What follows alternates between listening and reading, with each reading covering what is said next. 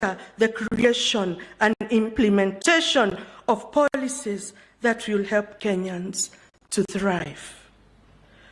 We therefore pray for our people to thrive. We pray for our economic prosperity for our nation.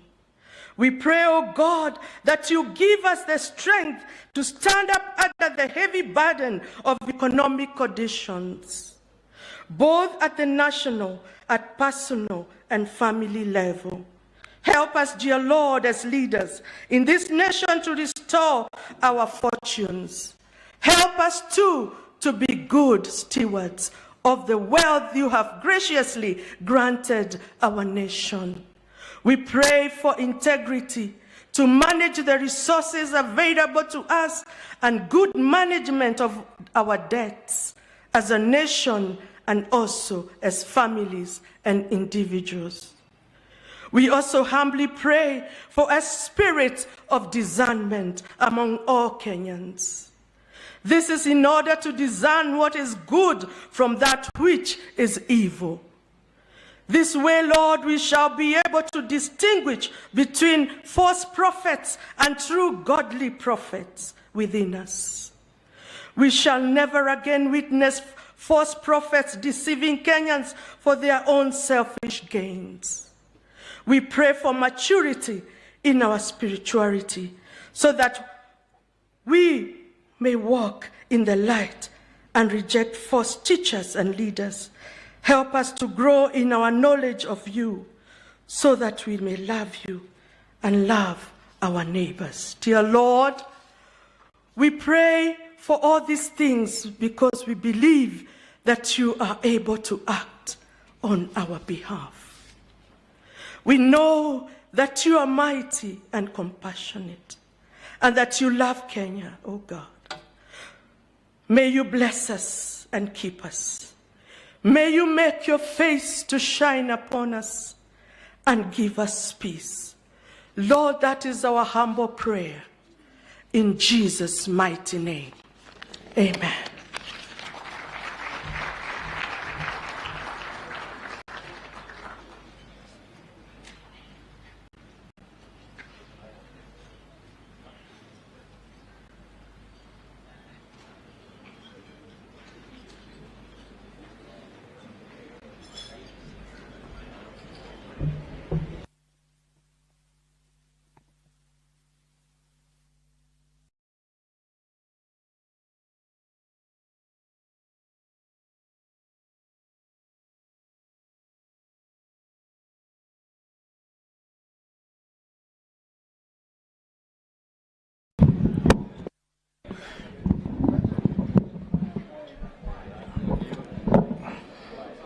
Your Excellency, the President of the Republic of Kenya, Your Excellency Mama Rachel, Your Excellency the Truthful Man, and all protocols observed. Your Excellencies, this is the Bunge Fellowship Choir that practices every Wednesday. This is not the usual choir that we all know in every prayer breakfast, although immediately after here, all members that have the grace to sing will be invited, of course, after this team that practices every Wednesday. Your Excellency, the only person we didn't allow in this practice, Your Excellency, because he's gifted elsewhere, is Honorable Kimani Ichung'wah.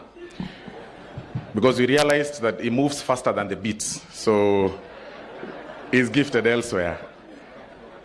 Welcome. We are going to sing a common hymn, an English hymn, led by yours truly, and Senator Mungatana.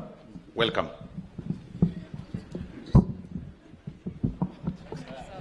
I will be on the instruments.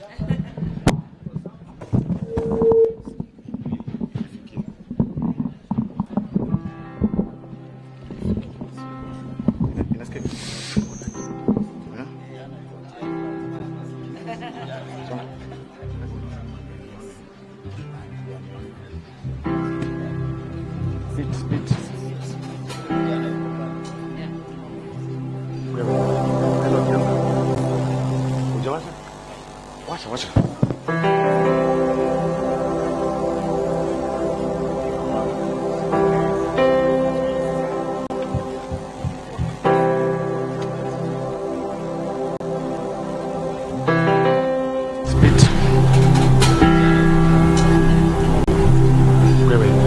Melody anza.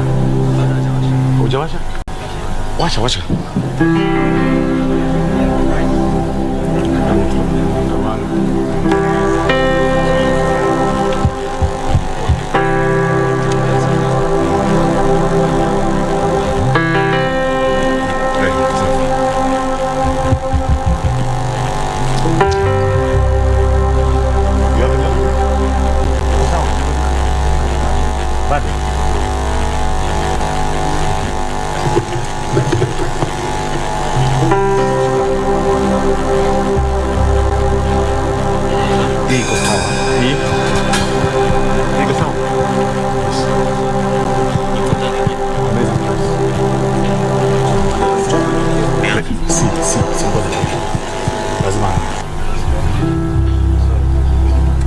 What's the problem with the guitar? Mbona mko test?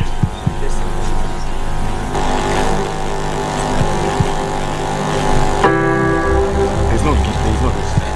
Where is it? The guitar is giving us some problems, but we are sorting it out. Everything is set. We are working on the instruments, Your Excellency.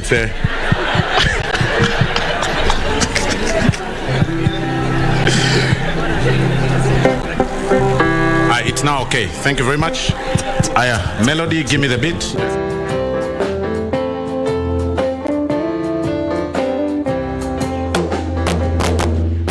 Amazing grace, how sweet the sound that saved a wretch like me.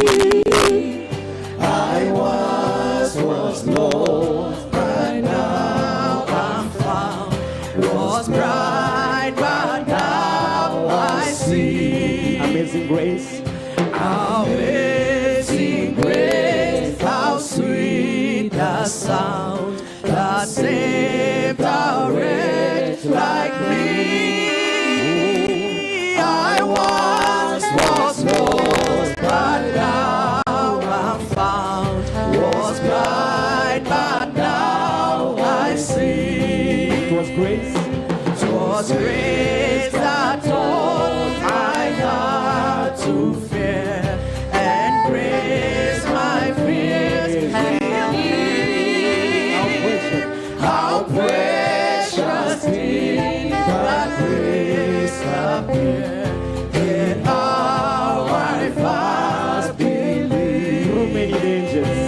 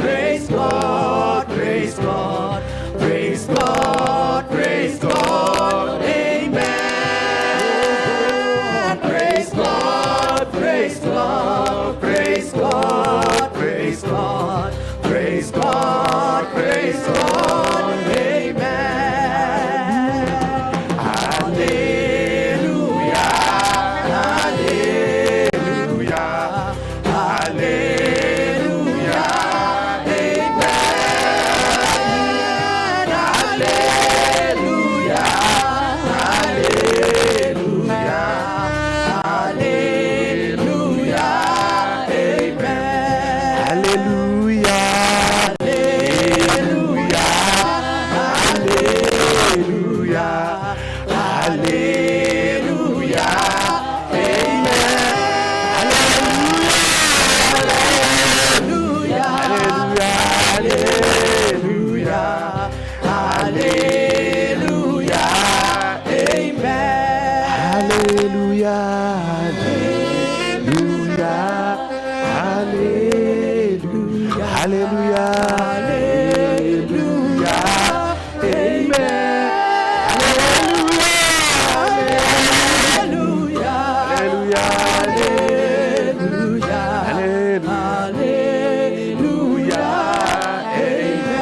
Give me the melody. Hallelujah.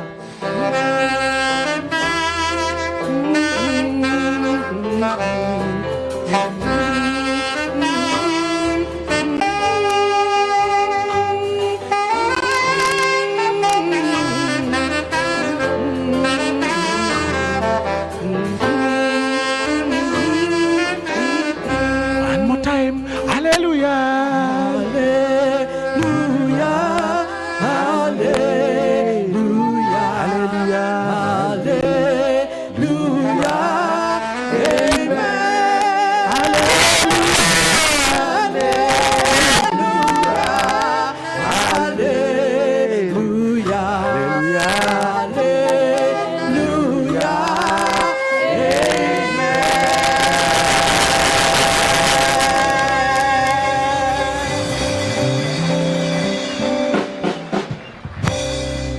Your Excellency, that shows we've been practicing.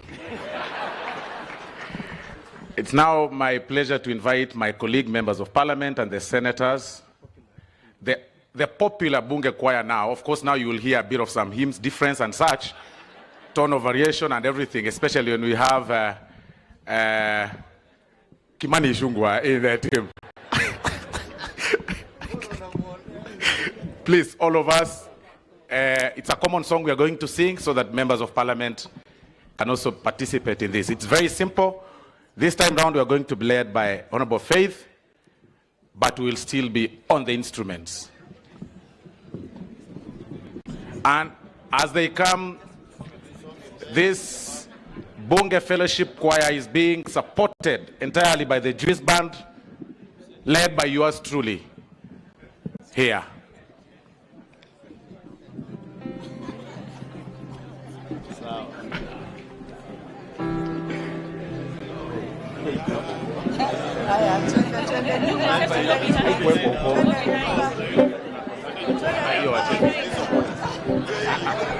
Wewe.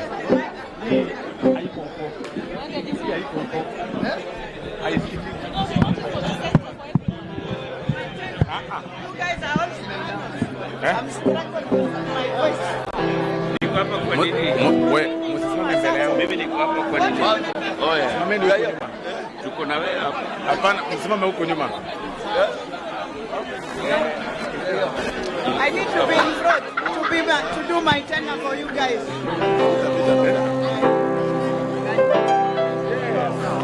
Yes. Baada hii kwanza na kuwekelea mikono kwa kupiga.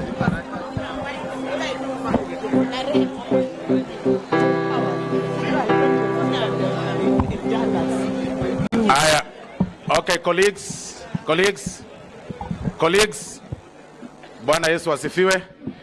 We are going to sing a very common song, and the tradition is that you will actually follow the melody from the instruments that you'll actually know what song it's about, and then Faith will take charge.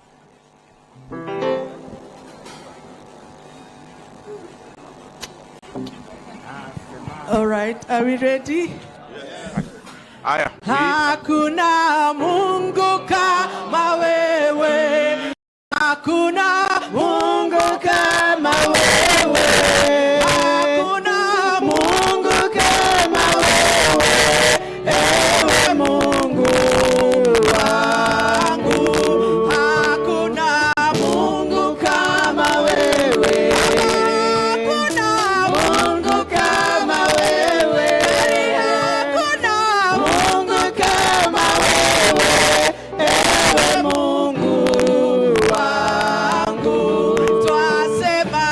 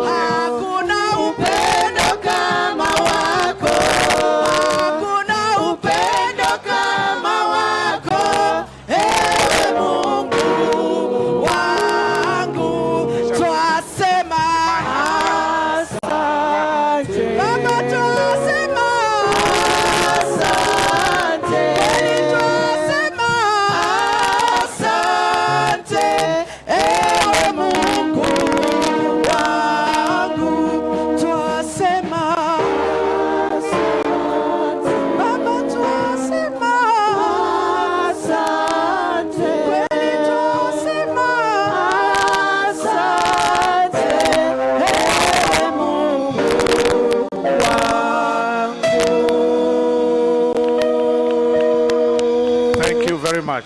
Thank you very much. We can now take our seats. Thank you very much. Next time, you come for practice.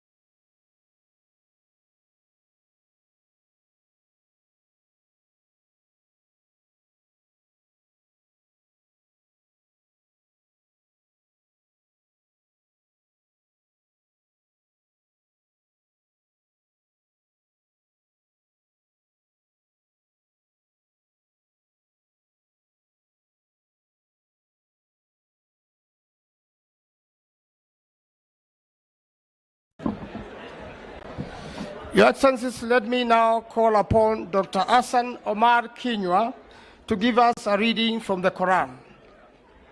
Dr. Hassan Omar Kinywa.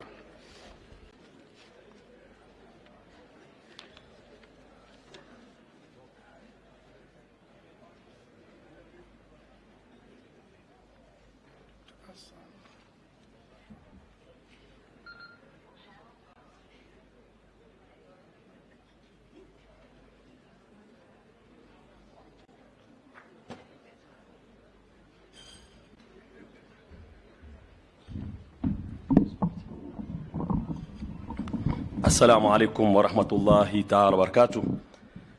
Your Excellency, the President of the Republic of Kenya, our beloved President William Samoei Ruto, Your Excellency, His Excellency, the Deputy President, Rigathi Gachagua, His Excellency, the First Lady Mama Rachel, and Mama Dorcas, all protocols observed. I thank Allah subhanahu wa ta'ala for this opportunity for us to meet again. And I will go straight to the verse of the Holy Quran and understand that we have our guests from the Middle East and other countries. So I'll read the verse of the Quran in Arabic so that at least they feel at home, and then we proceed to English. Allah subhanahu wa ta'ala in the Holy Quran says, وَإِن طَائِفَتَانِ مِنَ الْمُؤْمِنِينَ اقْتَتَلُوا فَأَصْلِحُوا بَيْنَهُمَا فَإِن بَغَتْ إِحْدَاهُمَا عَلَى الْأُخْرَى فَقَاتِلُوا الَّتِي تَبْغِي حَتَّى تَفِيءَ إِلَى أَمْرِ اللَّهِ فَإِن فَاءَتْ فَأَصْلِحُوا بَيْنَهُمَا بِالْعَدْلِ وَأَقْسِطُوا إِنَّ اللَّهَ يُحِبُّ الْمُقْسِطِينَ. What this verse says is, and if two parties of the believers quarrel, make peace between them. But if one of them acts wrongfully towards the other, fight that which acts wrongfully until it returns to Allah's command. Then if it returns, make peace between them with justice and act equitably. Indeed, Allah loves those who act equitably. And this is Surah Al-Hujurat, chapter 49, verse 9. What this verse actually shows us is that we must always prefer and prioritize peace in everything we do globally, irrespective of anything. And it is because of this verse, Allah goes and adds in another verse in the Holy Quran, فَأَصْلِحُوا بَيْنَهُمَا بِالْعَدْلِ وَأَقْسِطُوا إِنَّ اللَّهَ يُحِبُّ الْمُقْسِطِينَ. That when you are called to mediate, to reconcile between parties, then you have to be just, because and you also act equitably so that everyone gets what they are supposed to have. We are calling upon our leaders in our country to unite and bring peace, and we are happy of what is going on, and we believe that everything is in good order, as our father, Senator Wetangula, has said. I will conclude by the verse of Allah subhanahu wa ta'ala, which says, وَإِذَا حَكَمْتُمْ بَيْنَ النَّاسِ أَن تَحْكُمُوا بِالْعَدْلِ, in Surah An-Nisa, chapter 4, verse 58. And when you judge between people, you judge with justice. And then Allah finishes by saying, لَقَدْ أَرْسَلْنَا رُسُلَنَا بِالْبَيِّنَاتِ وَأَنزَلْنَا مَعَهُمُ الْكِتَابَ وَالْمِيزَانِ liyaquma an-nas bil qist, that certainly we sent our messengers. And when Allah talks of messengers, He's talking about all messengers, from Adam alayhi salam to Abraham, to Moses, to Jesus, to Prophet Muhammad, because all these are prophets who are united. He says, certainly, we sent our messengers with clear arguments and sent down with them the book and the balance, that men may conduct themselves with equity. Surah Al-Hadid. I request to pray, because I understand Honorable Aliwario was supposed to be here to be with us, but he's the one who requested that I stand on their behalf. Let us pray. Bismillah ar-Rahim. Wa sallallahu wa sallam ala sayyidina Allah. Ya Rabbi, inna nas'aluka afwa wal afiya wal muwafata ad-daima fi ad-din wa ad-dunya wal akhirah. Wa nas'aluka al-imana wa nas'aluka al-'adla fi hadhihi ad-dawla wa nas'aluka jami' al-khayrat fi hadhihi ad-dunya wa fi al-akhirah. ربنا لا تؤاخذنا إن نسينا أو أخطأنا ربنا ولا تحمل علينا إسرا كما حملته على الذين من قبلنا ربنا ولا تحملنا ما لا طاقة لنا به واعف عنا واغفر لنا وارحمنا أنت مولانا يا رب العالمين. Mwenyezi Mungu tukushukuru kwa neema zote. Tuombea nchi yetu ya Kenya, tumuombea rais wetu William Samoei Ruto, mpatie uongozi mwema, mpe hikma katika kuongoza, na vile vile mwenzake ambaye anasaidia naye Mheshimiwa Rigathi Gachagua, na wote ambao kwamba wanasaidiana nao katika serikali yetu, na hasa maspika wetu Wetangula na vile vile Mheshimiwa Kingi, na viongozi wote nchi yetu ya Kenya. Tupe amani, tupe ubora, na utujalie uwiano katika kila jambo. Wa sallallahu wa sallam ala sayyidina Muhammad wa ala alihi wa sahbihi wa sallam, walhamdulillahi rabbil alamin.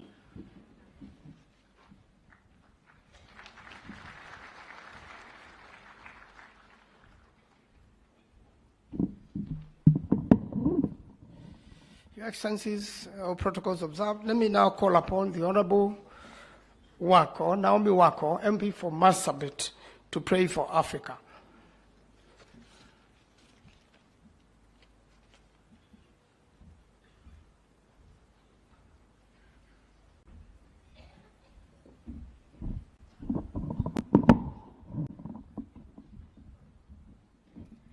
Let us pray.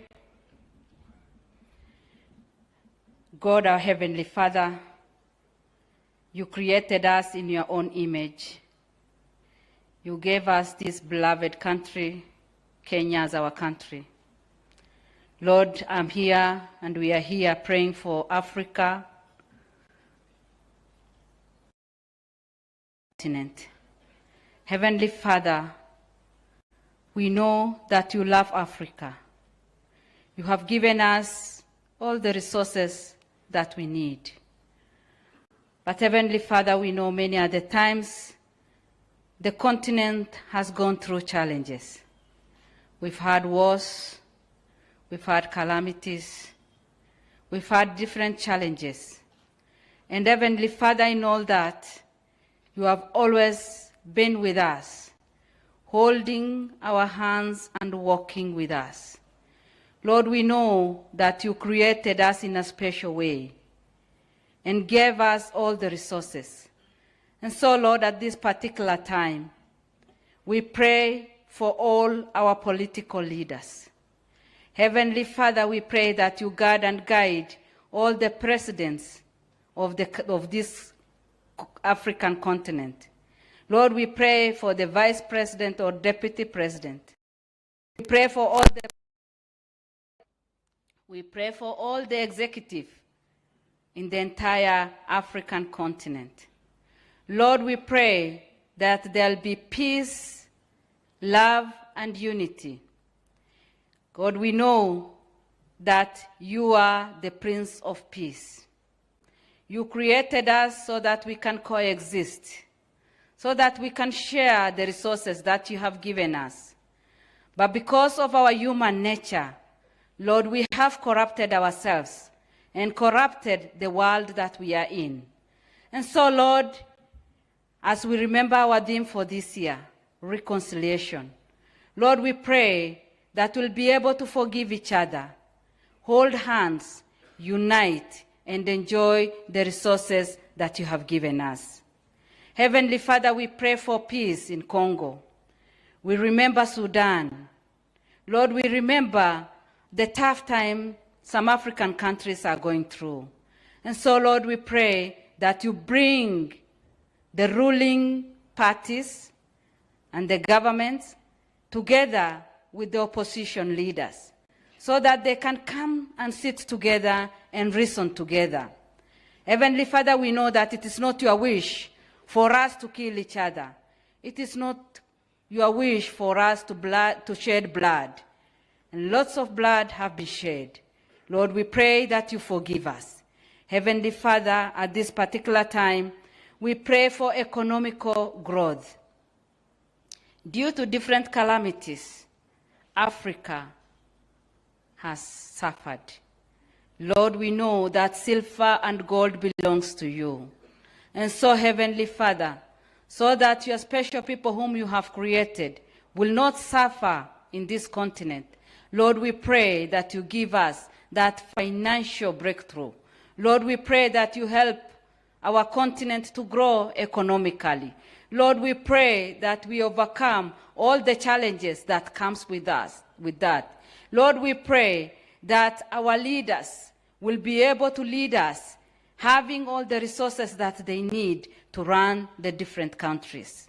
Heavenly Father, we pray for unity. Unity has been lacking, and we know that love is the golden rule. You have told us and commanded us to love one another. Heavenly Father, we pray that in every part of this country, we exercise unity, we love each other, take care of every soul that you have created. Heavenly Father, in the continent, we pray that we have and we experience that good neighborhood. Heavenly Father, we pray that you will rule us, you will guide us, and that you will guide all our leaders. This particular time, Lord, we know that as a continent we have remained behind.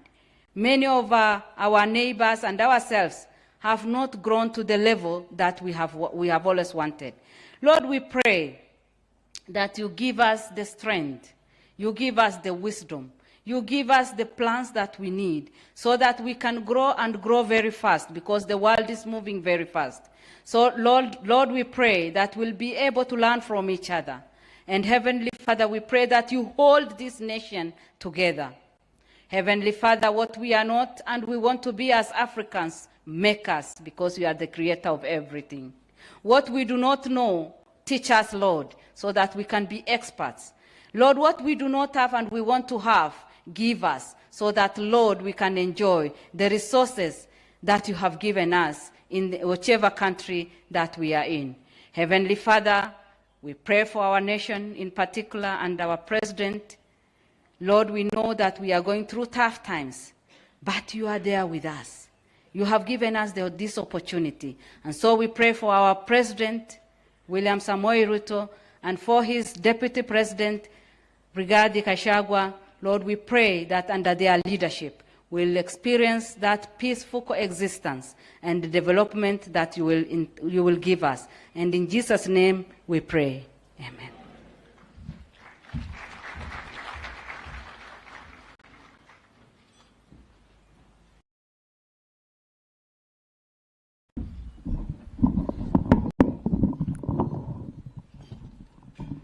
Your Excellencies, let me now call upon the Honorable John Kagusha, the Member of Parliament from Kuruini, to pray for the world.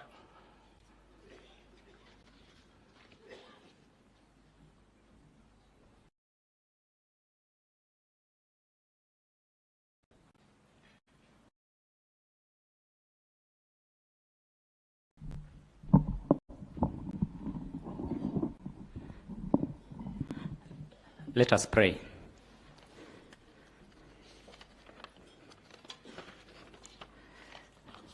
Father God, in the mighty name of Jesus, Lord, we are grateful as we stand before you, your presence today.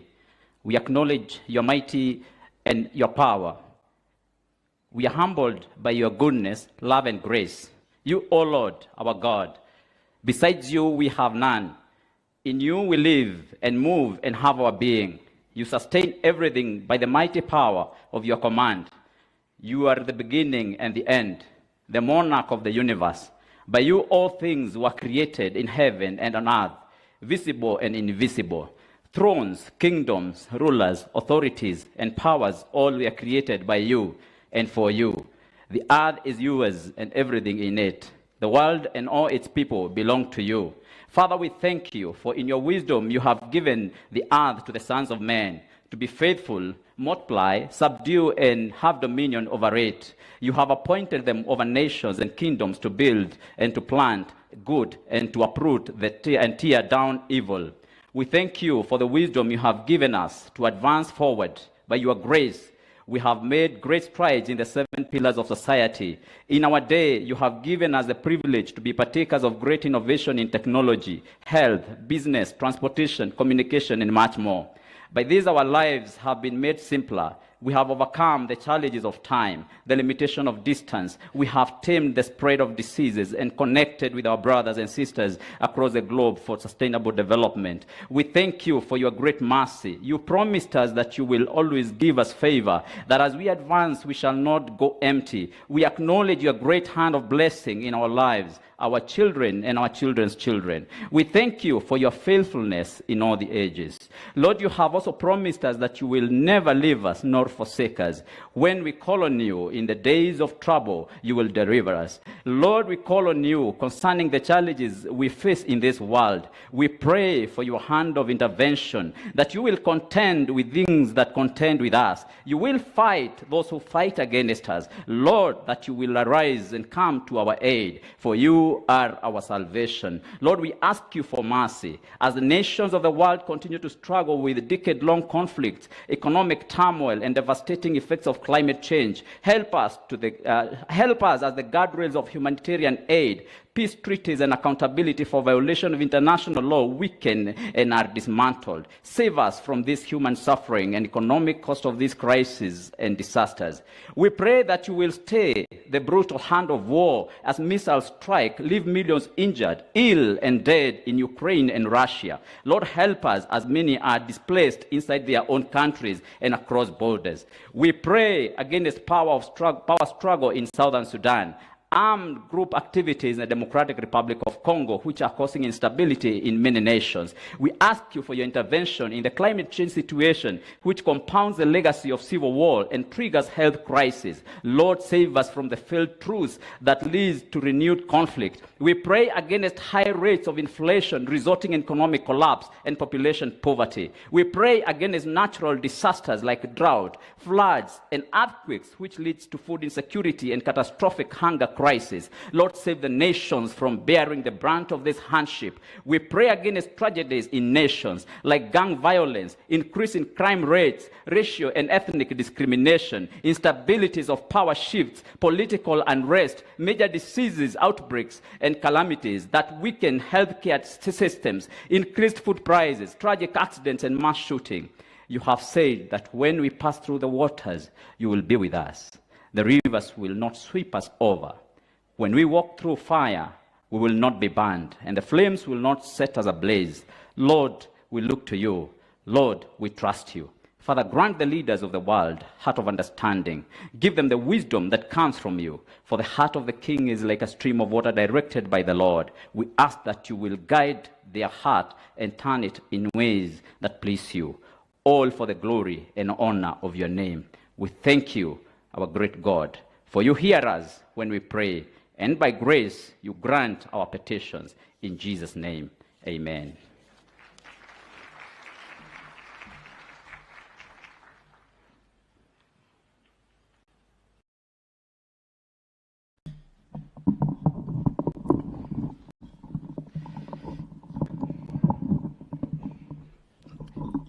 Your Excellencies, all protocols observed.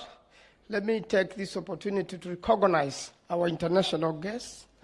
The National Prayer Breakfast movement is in many countries, and we work closely with other parliaments. I would like Your Excellency to introduce to you a delegation from Uganda, led by the Minister for Trade, and also who is the chairperson of the National Prayer Breakfast in Uganda, the Honorable Bahati. Please stand together with the delegation from Uganda. Welcome to Kenya, and welcome to this prayer breakfast. We also have the President of the Senate of Burundi, the Honorable Emmanuel, who has also come with his delegation from Burundi. Please be standing. We also have a delegation from Eswatini, led by Mr. Sonza. I saw quite a number of them last evening. Please be upstanding for recognition. We also have a delegation from Rwanda, led by Moses. Delegation from Rwanda, please be upstanding. We also have a delegation from Côte d'Ivoire, led by David. Côte d'Ivoire, please be upstanding. We also have a delegation from the United States of America, led by Mark Powers.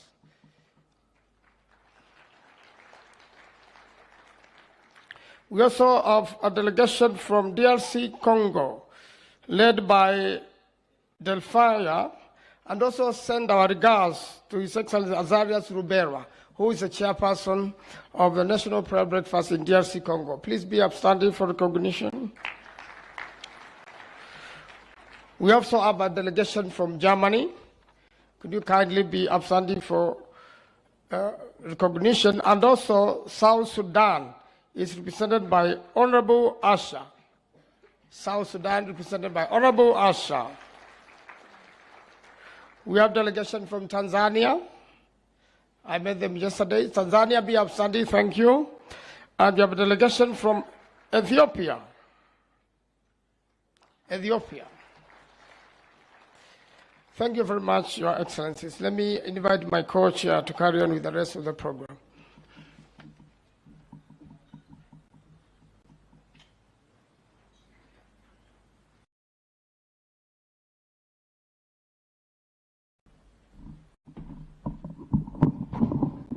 Thank you very much, Senator Mahanzo. We will skip the next agenda, which is report on the 2023 National Conversation on Reconciliation, because we have some typing issues. But we'll move fairly quickly to the next one, which is the second reading of this morning, which will be read to us by His Excellency, the Honorable Joseph Olelengu, the Governor of Kajiado. Could we give him a round of applause as he comes to encourage him? You know, governors are presidents in their own country. No, in their own county. Karibu. Thank you, brother. Thank you, and God bless you.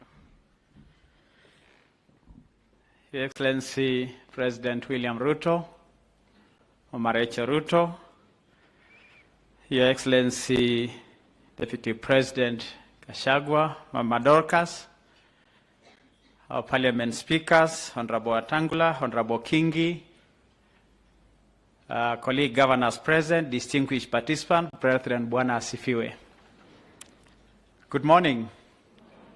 Yeah, I'm going to do the next reading, which is basically from Paul of Tarsus, written for the Corinth to the Romans in 58 AD. And it comes from the book of Romans chapter 12, verse 17, 18, and 21. And I read, "Do not repay anyone evil for evil. Be careful to do what is right in the eyes of everybody. As it depends on you, live at peace with everyone. Do not become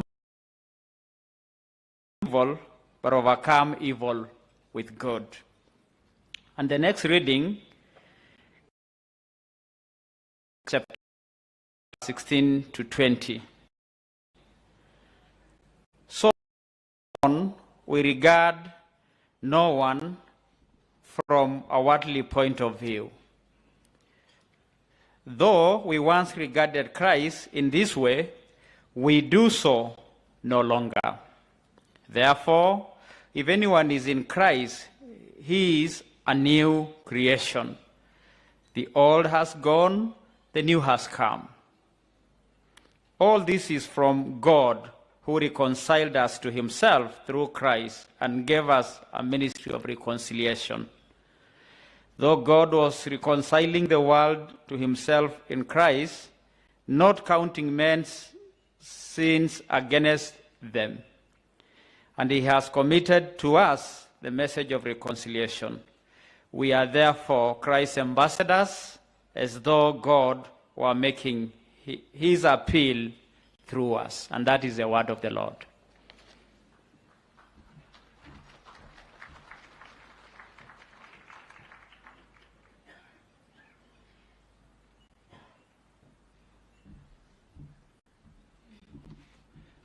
The next round prayers. I'm sure many people are wondering why we have too many prayers this morning. You know, the Bible tells us pray without ceasing. So we are exercising that this morning. So I would like to call upon my very good friend, the Honorable Justice Daniel Musinga, the President of the Court of Appeal. And I would also like to call upon Ms. Suchata Kotaramaju. No, that one. I lost it. The chair lady of the Hindu Council, please kindly come. Then I would like to call upon the Honorable Soipan Tuya, the Minister for Environment, to also come to the stage in the interest of time. The Honorable Justice Musinga is my own classmate, but he looks younger than me. I think the judiciary takes care of their own. We'll have to discuss with the Speaker of the National Assembly why he doesn't take care of us. Honorable Musinga, please.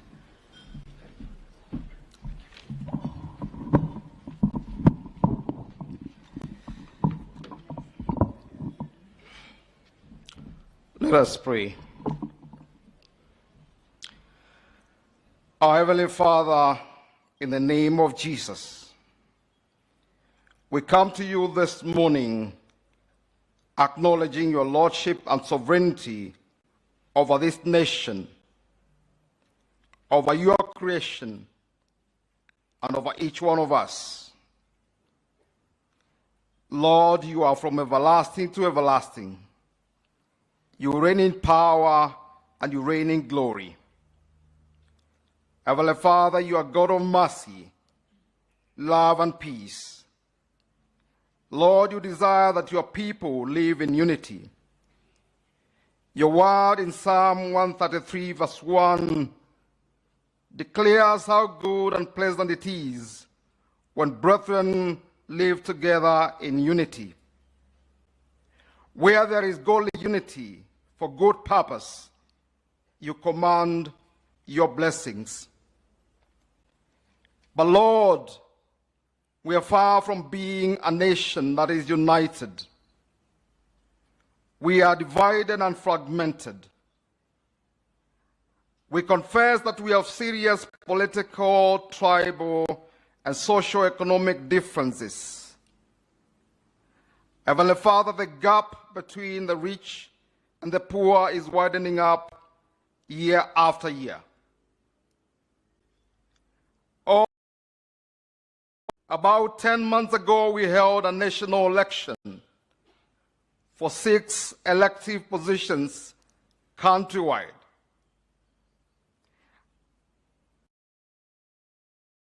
There were winners and losers. Lord, we confess that the conduct of some of the winners and losers and their respective supporters is unpleasant to you. It is indeed sinful. God, pride and arrogance, as your word in Jeremiah chapter 10, verse 31 declares. God, your word in Psalm 11, verse 5 says that you examine the righteous, but the wicked and those who love violence, you hate with a passion. We confess this sin in our society, and we ask you for forgiveness, Heavenly Father. Lord, you love justice. Your word in Psalm 11 verse 7 declares that you are righteous, you love justice, and only the upright will see your face. We confess that we are a corrupt society. Many have plundered the common resources of this nation, and as a result contributed to the impoverishment of the general populace. Lord, we come to you this morning confessing this sin and asking you for forgiveness. Would you have mercy on us as a society, as a people, as individuals? I confess that we have not lived according to your word, and as a result we are hurting. Lord, we confess our sin as individuals, as a community, as a nation. Would you have mercy on this nation, Heavenly Father? Would you restore the fortunes of this nation, Heavenly Father? Because when we come to you in true repentance, you do hear us, Heavenly Father. Lord, I pray that you do not treat us as our sin would have you deal with us. Exercise mercy, Heavenly Father, in your sovereignty. Lord, we pray for reconciliation in this nation. Lord, you know the issues that have brought the sharp divisions and the anger that exists in this nation. We pray for your divine healing, Heavenly Father. Your word in Hebrews chapter 12, verse 14, commands us to make every effort to live in peace with everyone and to be holy. Because without holiness, no one will see your face. Lord, that is not the way we are. We ask for your forgiveness. Lord, I pray that you birth in us a spirit of patriotism, true nationalism, to love for our motherland and to love for one another, irrespective of our tribal and political affiliations. Help us to forgive one another and live in peace with one another. Lord, would you help us to embrace the truth that liberates our conscience, for none can lie unto themselves and lie to you, Almighty God. We thank you, Heavenly Father, and we honor you. Thank you for hearing our prayer this morning, because we have prayed in the name of Jesus Christ, our Lord and Savior. Amen.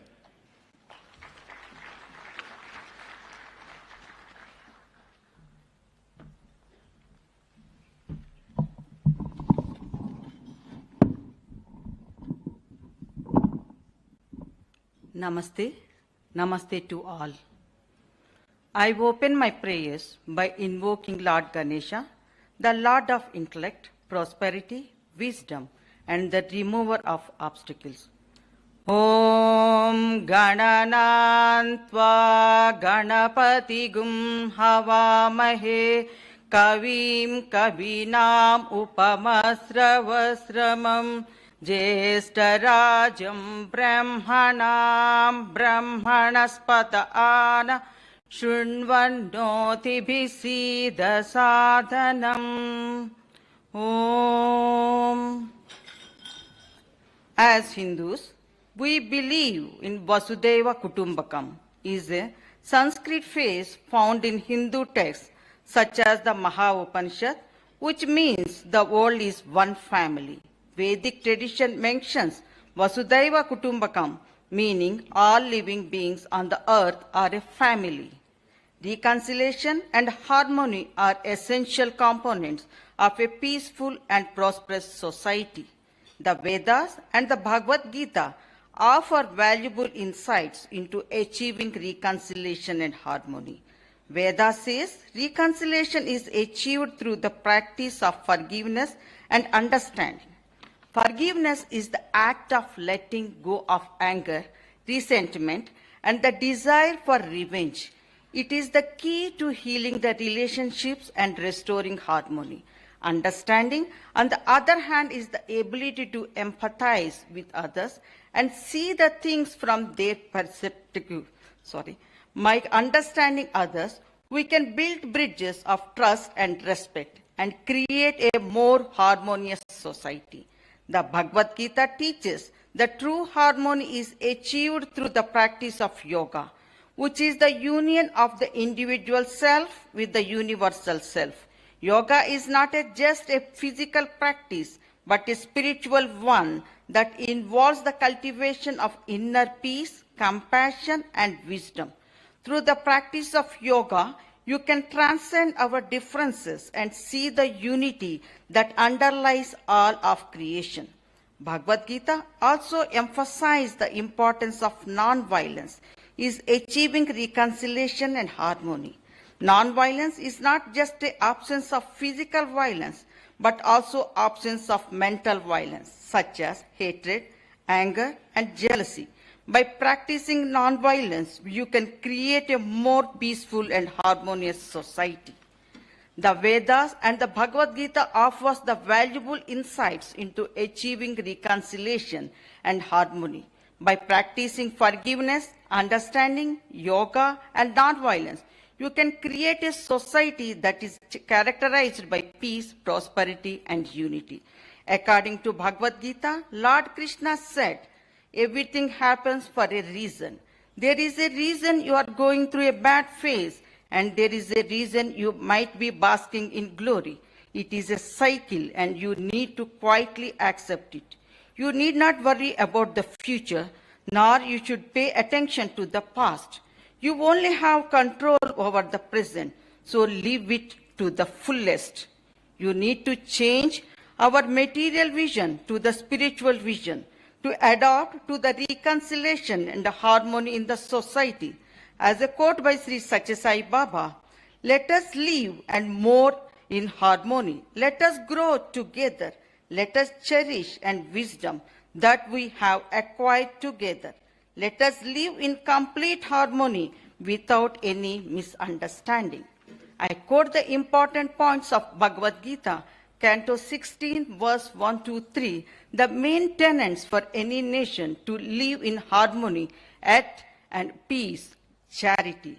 It refers to the giving away one's possessions for a good cause or to needy persons. True charity is that which is done not with the feeling of superiority, but with the sense of grateful to the God for opportunity to help. Material charity, done for the welfare of the body, helps others temporarily. Spiritual charity, done at the platform of soul, helps to eliminate the cause of all suffering, which is separation from God. Forgiveness, this is the ability to tolerate the offenses of others without feeling the need to retaliate. Through forgiveness, one heals the emotional wounds caused by others that would otherwise fester and disturb the mind. Bearing enmity towards none. Bearing enmity toward others poisons our own mind. I quote a verse from Bhagavad Gita, chapter 12, verse 13. Advesta sarva bhutanam maitra karuna evacha nirmamo nirankara samadukka sukakshami. One who is not envious, but who is kind friend to all living entities, who does not think himself a proprietor, who is free from false ego and equal both in happiness and distress, who is always satisfied and engaged in devotional service with a determination and whose mind and intelligence are in agreement with me, he is very dear to me and ever content and always happy, which is the key happiness in the lives of the people. As Sri Satya Sai Baba says, if there is a righteousness in the heart, there will be beauty in the character. If there is a beauty in the character, there will be harmony in the home. If there is a harmony in the home, there will be order in the nations. Where there is order in the nations, there will be peace in the world. I conclude with the prayer to the Lord Shiva. Namaste astu Bhagavan Vishveshwaraya Mahadevaya Trayambakaya Tripurantakaya Trikalagni Kalaya Kalagni Rudraya Nilakantaya Mrutyunjayaya Sarveswaraya Sadashivaya Sriman Mahadevaya Namaha. Om Shanti Shanti Shanti. Amani, Amani, Amani. God bless us all. God bless our beautiful country, Kenya. Ashanti sana.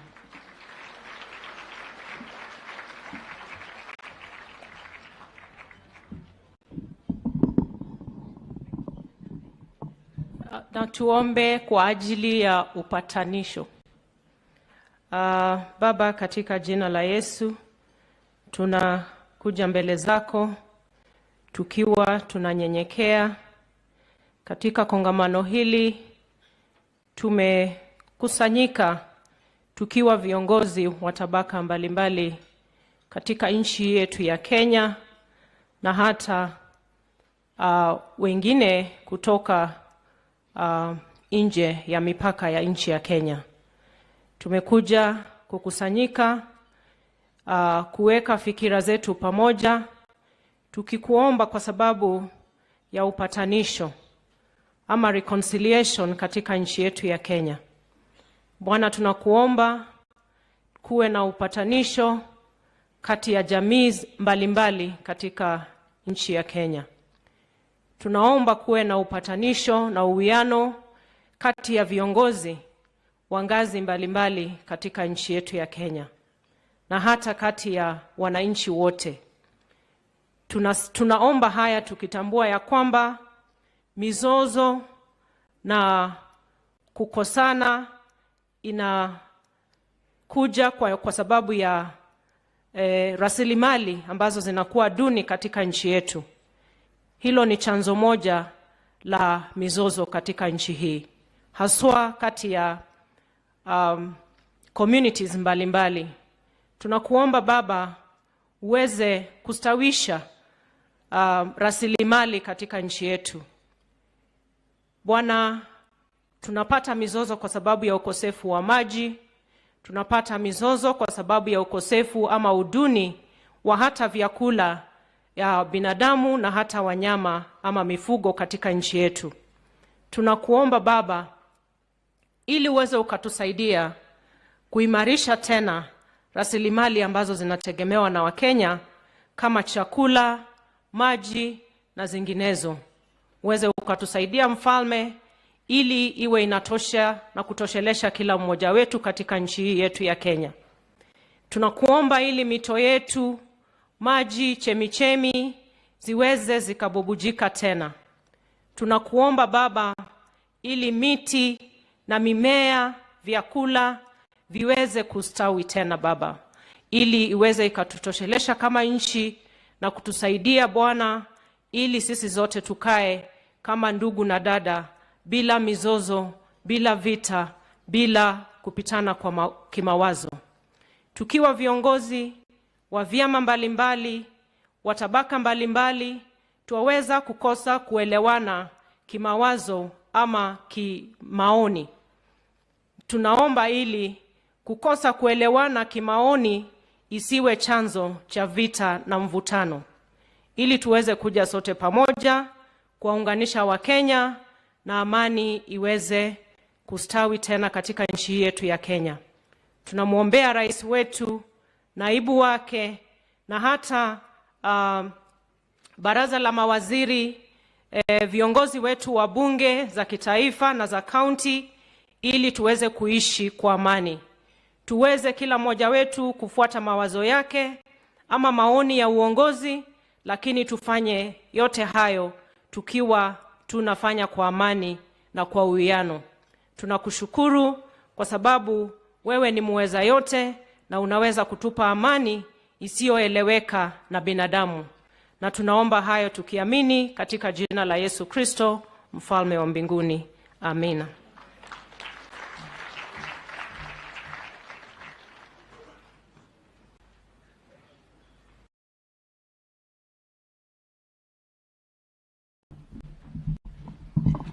Asante sana, Honorable Soiban Tuya. I've been with her in Parliament, but I didn't know that she speaks very good Swahili, and she prays better in Swahili than in English. So I'd like to thank you very much. Also want to thank Suchata Kotam Raju.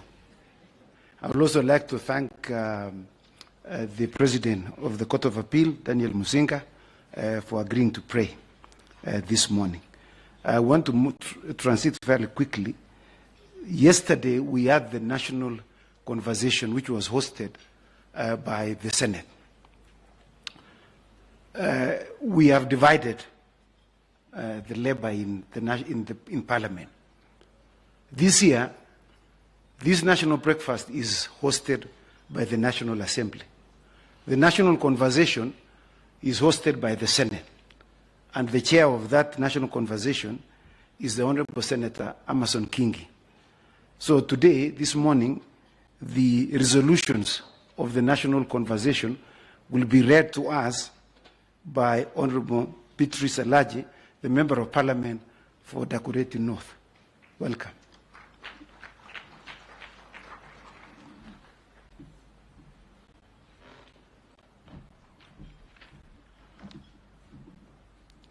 And as soon as she is through, that renewed and revived choir will come on stage.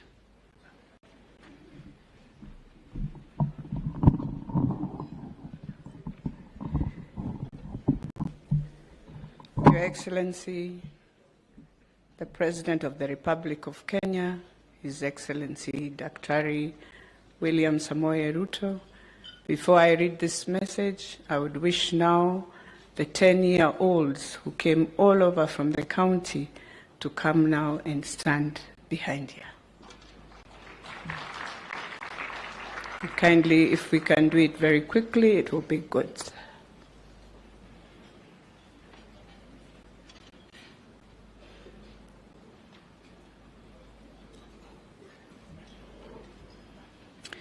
These are the children who bring this conversation. Your Excellency, this is a conversation not for us in Bunge now. It is a conversation for our university students, leaders who are in the conversation, leaders, young leaders from all over Africa who have walked a journey with the National Prayer Breakfast, and also a report from the National Cohesion Commission.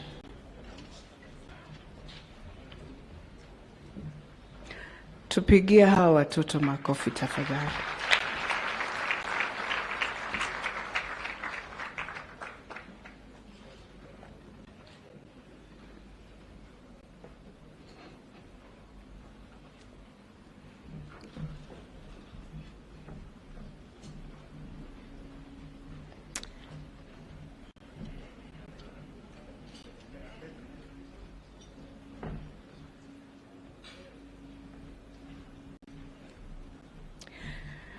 Your Excellency, the President of the Republic of Kenya, Dr. Samoei William Ruto, Your Excellency, Her Excellency Mama, our First Lady, Rachel Ruto, His Excellency, the Deputy President, Rigathi Gachagua, Her Excellency, Mama Dorcas, our speakers, all protocols observed.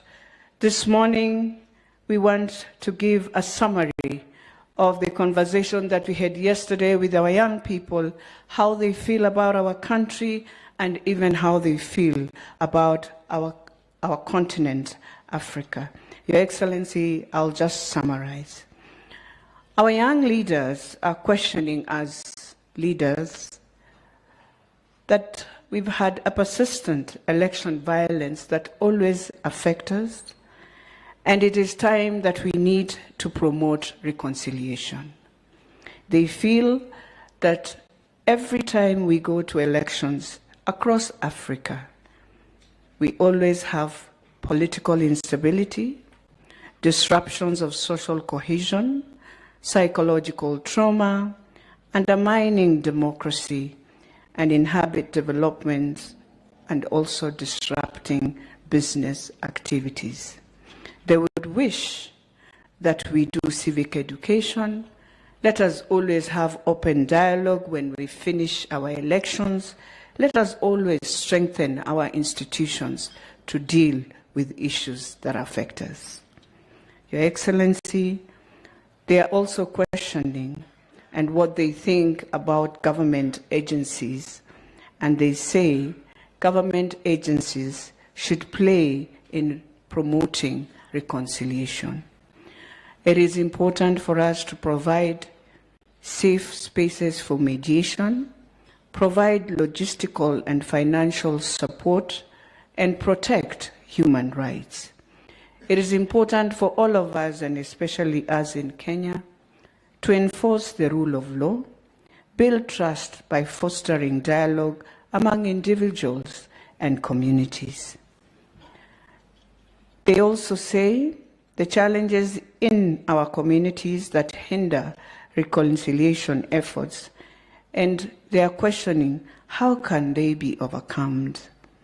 They say there's lack of accountability, leaders funding violence, generational and historical trauma, weak judicial system due to corruption, and they are pleading that we can overcome this by strong judicial systems, equity in resource allocation, and political integrity. Lastly, Your Excellency, they are saying, how can individuals, civil society, organizations, and other stakeholders contribute to promoting reconciliation in Kenya? And they feel it is important for individuals to embrace leadership roles, resolve problems within families and ourselves. Civil society should be vocal, but also work closely in bringing both of us together, government and civil society, all working for one nation, and bring in also alternative dispute resolution. And lastly, they pray that the government should implement recommendations of the TJRC, but knowing very well reconciliation is the key in everything. Thank you very much. And we want to thank all our children, and we pray that you will hold our nation and hold the values, and may God bless you. Thank you so much.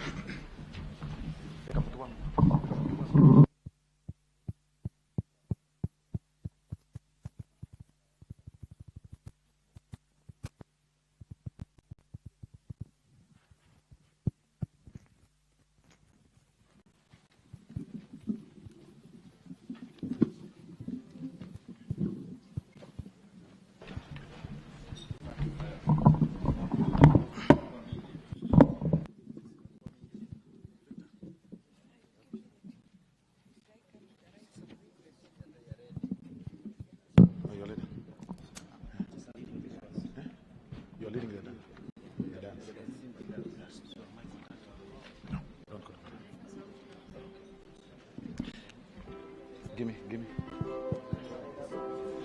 Yeah, sioni haya. Sioni haya.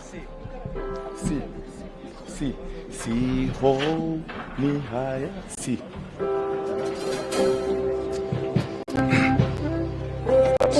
Okay, hold. Your Excellency, we are going to sing the Swahili song, and because immediately after this, it's the speaker, we invite everybody to sing along with us. It's a simple Swahili song. Even if you sing the chorus, you'll be close to God.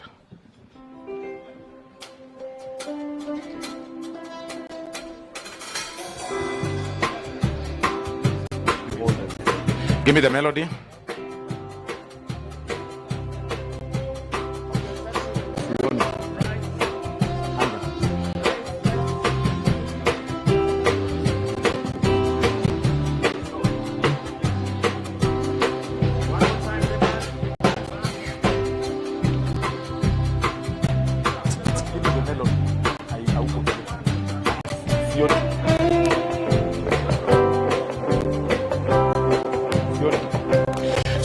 Sioni haya kwa Bwana, kwa utang'ara. Mti wake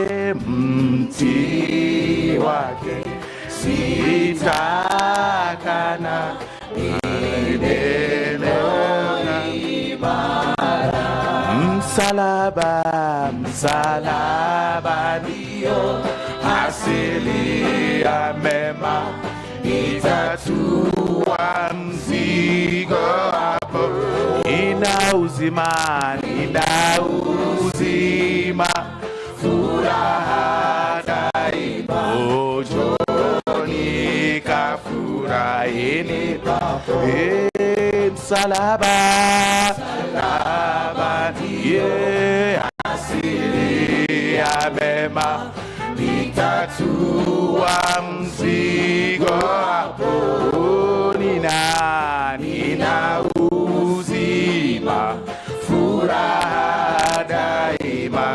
Njoni kafurahini pako. Kiama kiti chake vivyo ni yake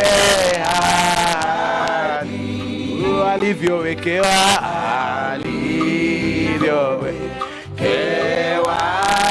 navyo, kamwe havirudi.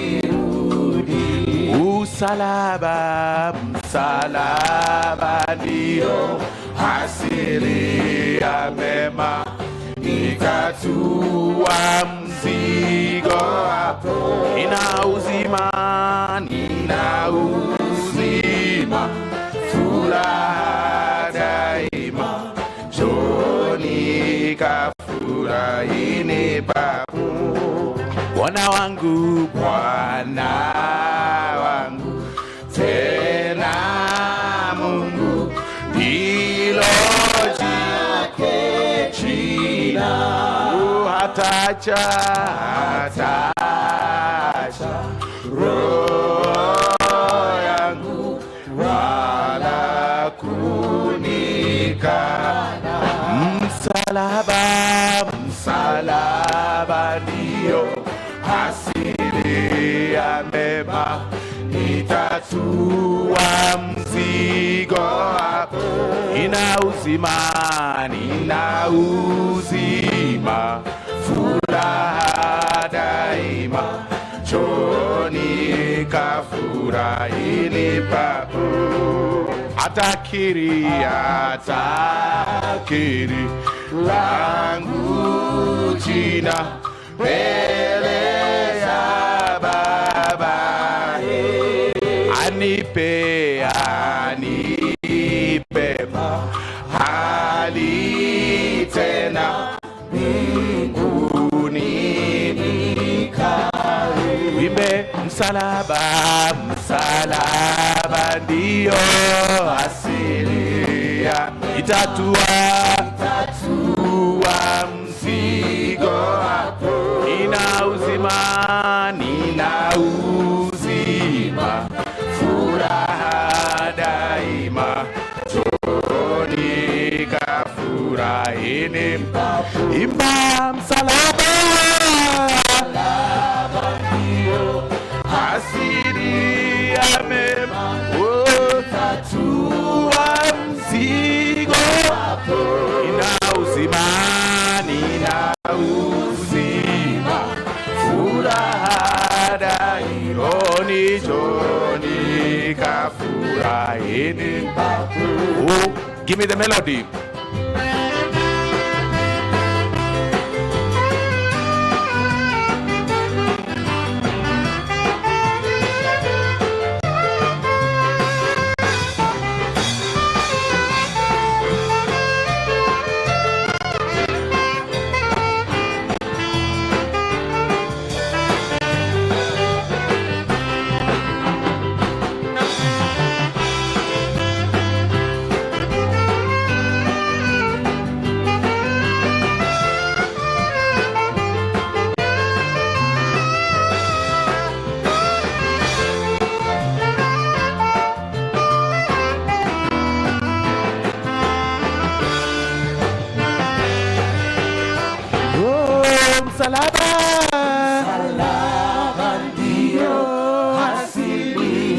mema, itatua mzigo wako.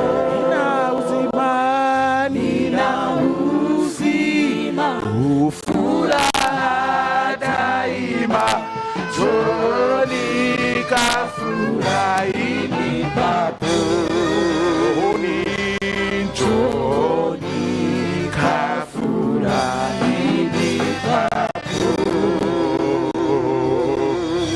Thank you very much.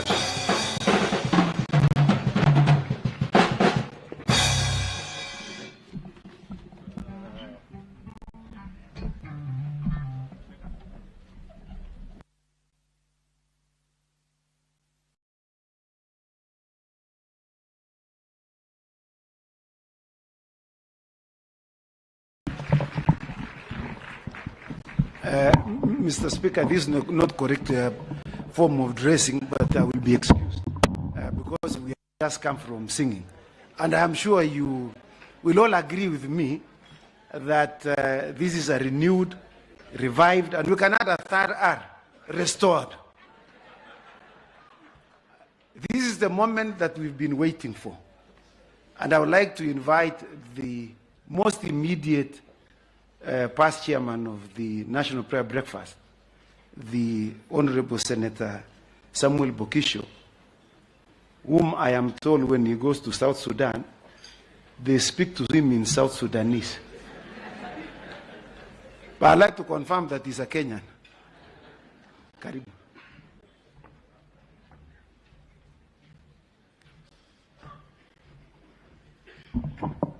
Your Excellency, the President, all protocols observed.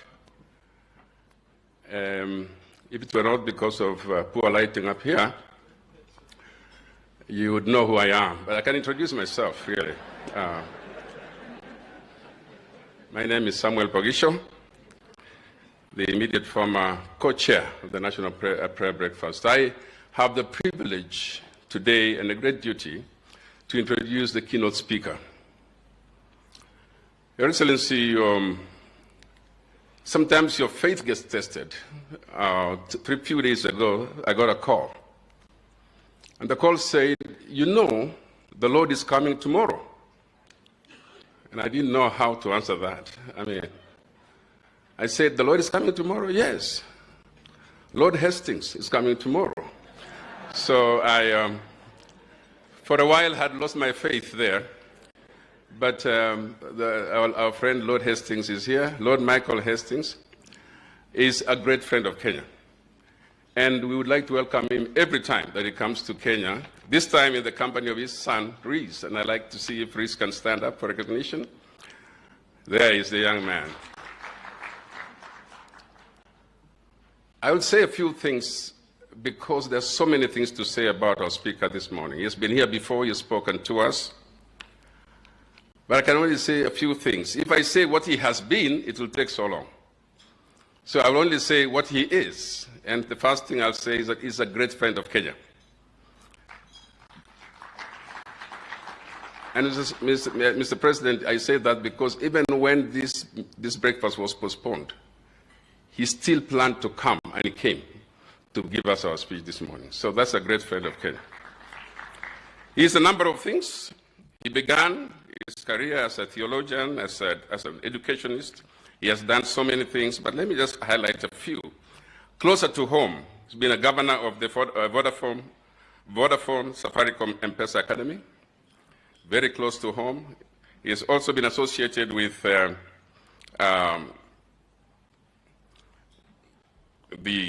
UNICEF UK. He has been with BBC. He has done a lot with BBC. He has also been global head of citizenship for KPMG, and he is still the chair of the School of Oriental African Studies, University of London. He remains a professor of leadership at the Stephen L. Covey Institute at the University of Utah. He is a non-executive director of Saxon Bamfeld, the executive search firm, and is chair of the London Chamber of Commerce Black Business Association, also a director and trustee of the new National Education Institute. That is among many things that he is. But I'd like to say that we have a treat for you today in inviting our friend and a close friend of our country, the Lord Dr. Michael Hastings of Scarisbrick.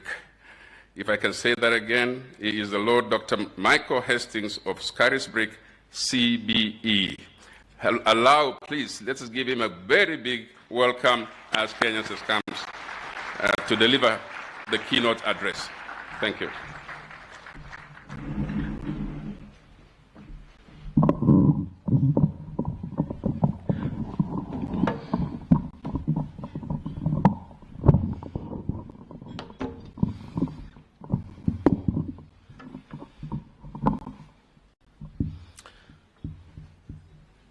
Mr. President, Mr. Vice President, and your wonderful wives, fellow parliamentarians and friends from all over the world, thank you for having me with you. Mr. President, you might remember that in 2019, when I was last here at this podium, I made a request. I said then that in the United Kingdom, we were searching for prime ministers. We couldn't find one, and the battles worked their way out. I have another request this time, which is we now have too many formers. We'd like to send you some. So, if you fancy a few lost sheep, I'm sure you can find a pasture for them here in Kenya. Can I also congratulate the choir on an improvement, may I say a marginal improvement. If I said an outstanding one, I'd be indiscreet, but at least a marginal improvement. And can I suggest you go for Kenya's Got Talent and at least aim for a decade to get there? So it's a wonderful thing when parliamentarians sing. Let it translate into your decision-making. Exactly a week ago, the National Aeronautical and Science Administration of the United States, we often call it NASA, held what they hope will be one of their final hearings, first started in 1966, to try and understand this critical question: is there life beyond Earth? In fact, the last president, if I may mention Donald Trump, actually signed in 2020 a COVID relief bill, which included a paragraph in the bill, and I read exactly from it, a provision requiring US intelligence agencies to deliver an unclassified report on UFOs within 180 days, in the middle of a COVID bill. America has been besotted with this question of whether there is somebody out there who might be staring at us, and if they are they on their way? Who is it sending these crafts, of which there are 144 unexplained appearances since 1966? And NASA had its grand estate of scientists gathered last week, Wednesday, and they proclaimed on the issues. They left the question open: is anybody out there? Well, I have news for you, and I have news for our American friends. There is somebody out there, and his name is Jesus. And there is a God who is out there, and he already sits, as the scriptures say, circling the earth. The heavens declare the glory of God, says the psalmist. Space itself speaks his story. Through the marvels of the heavens, his truth is on tour in the starry vaults of the sky, showing his skill in creation's craftsmanship. Every day gushes out his message to the next, night by night, whispering its knowledge to all, without a sound, without a word, without a voice being heard, yet all the world can hear its echo. Everywhere its message is abundantly clear. What a heavenly home God has set for the earth, shining in the Superdome of the sky. And here's the wonderful truth of that great revelation that scientists are yet to grasp. He who made it all came to walk with us. He, Jesus, who cast the stars into the constellations, who made everything that we take joy in, he came to sit with us, to eat with us, to ponder with us, to be with us. And he has one great unanswered prayer. Let me read it to you. Holy Father, John's Gospel, chapter 17. I'm about to leave this world, and I am to return to be with you. And my disciples will stay here. But Holy Father, everyone you've given me, I urge you, keep them in your name, so that they will be united as one, even as we are one. God, who sent Jesus, came as one to be with us, to be reconciled with us, to bring us to reconciliation with God. And his great unanswered prayer is that we would reconcile. I don't know if you followed the story also last week of Brian Johnson. Only these things happen in America. They don't happen in reasonable places in the world. But Brian Johnson, an American tech millionaire, has now spent $2 million a year on anti-aging efforts. It's all over YouTube. It details the experience where he's taking plasma from his 17-year-old son and translating the plasma through he who is 45 years old to his 70-year-old father. He's spending $2 million a year because he wants to experience eternal youth. He wants to be permanently in the present. He doesn't want to pass to die. And he hopes that by passing the plasma from his son to himself, to his older father, ultimately they'll all live forever. Well, I've got news for him too. The news, according to the poet Samuel Ullman, is the following. Youth is not a time of life. It is a state of mind. It's not a matter of having the right looks, red lips and supple knees. It is a matter of the will. Youth is a quality of our imaginations, a vigor of our emotions. It's the freshness of the deep springs of life. Youth means a temperamental predominance of courage over timidity, an appetite for adventure over the love of ease. It often exists in a person 60 more than a boy of 20. Nobody, says Ullman, the great poet from the 1940s, nobody grows old merely by the number of years. We grow old by deserting our ideals. Mr. President and fellow parliamentarians, you and I grow old when we give up on the most essential responsibility that sits on our shoulder. We are not here to aggrandize or empower ourselves.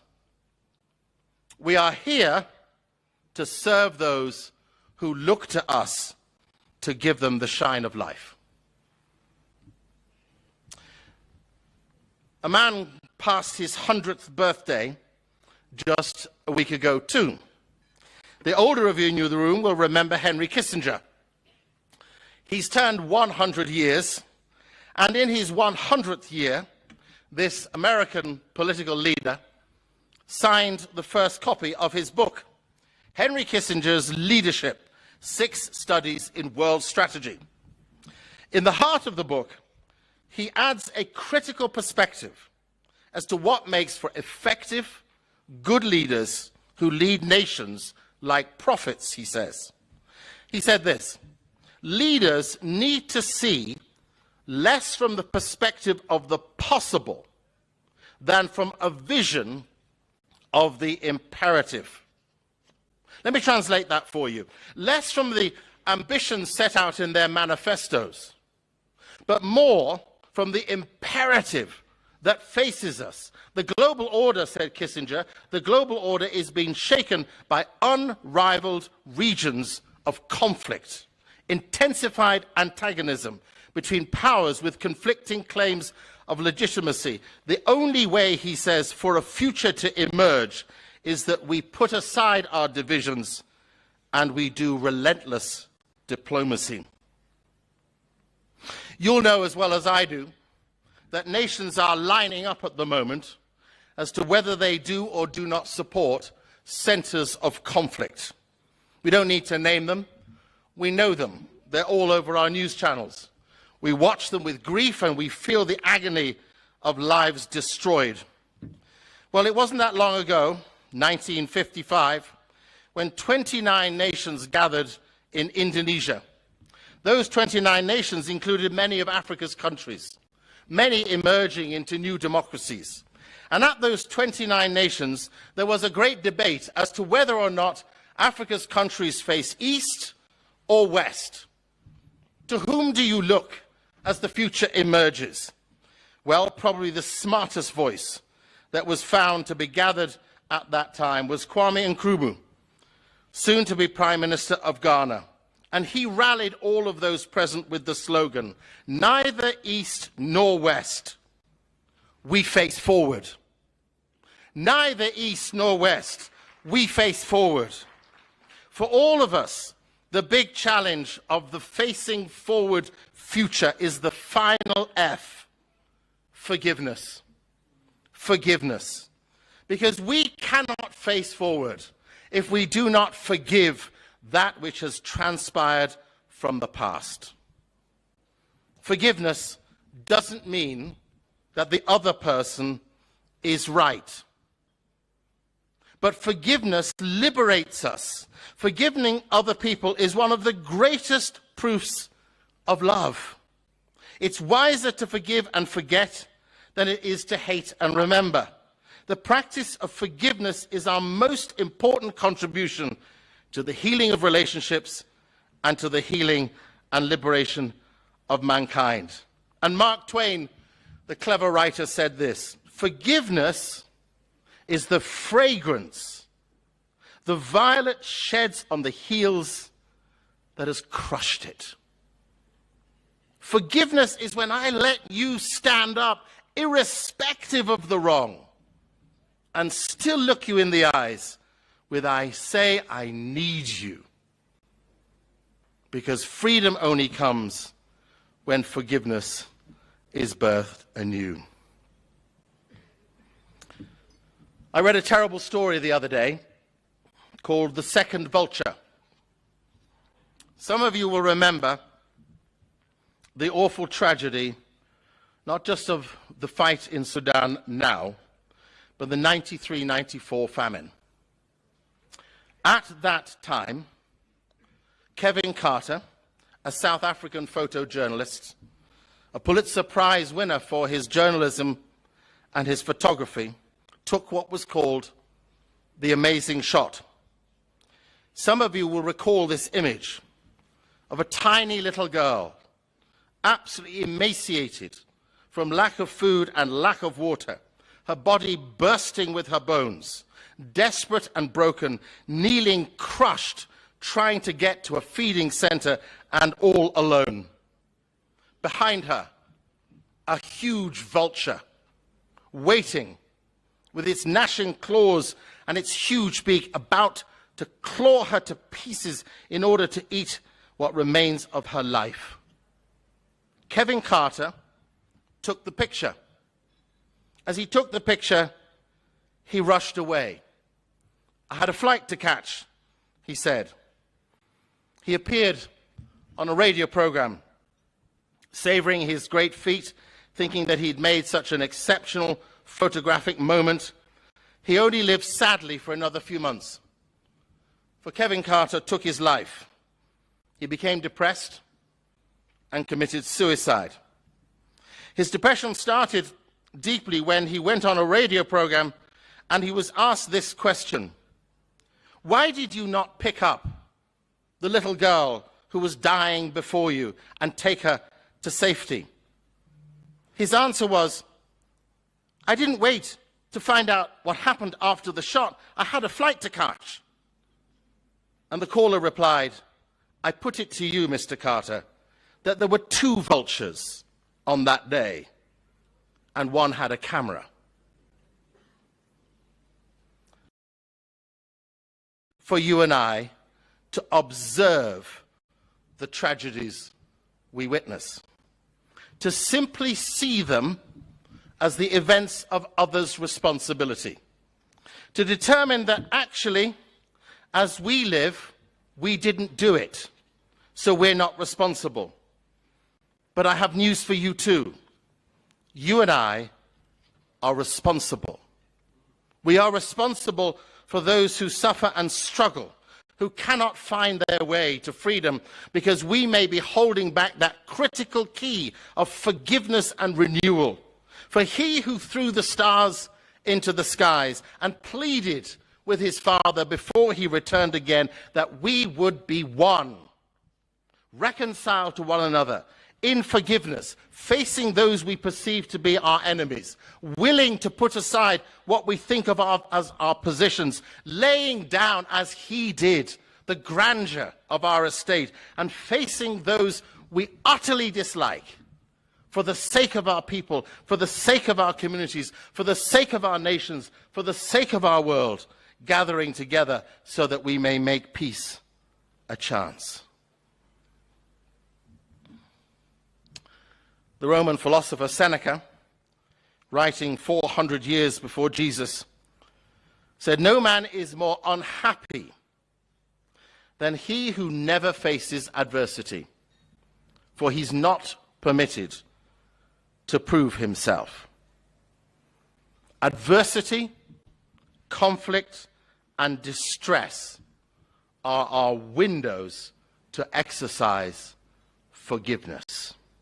They are our space to stand up in the space and in the face of greatest turmoil and to prove that we are people who know pain. In fact, Tolstoy, probably the smartest of all Russian writers, writing around 1904, said, "If you feel pain, you are alive.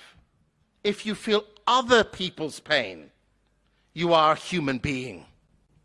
For you and I today, our opportunity is to be human beings, made in the image of God, created for unity, selected for celestial life.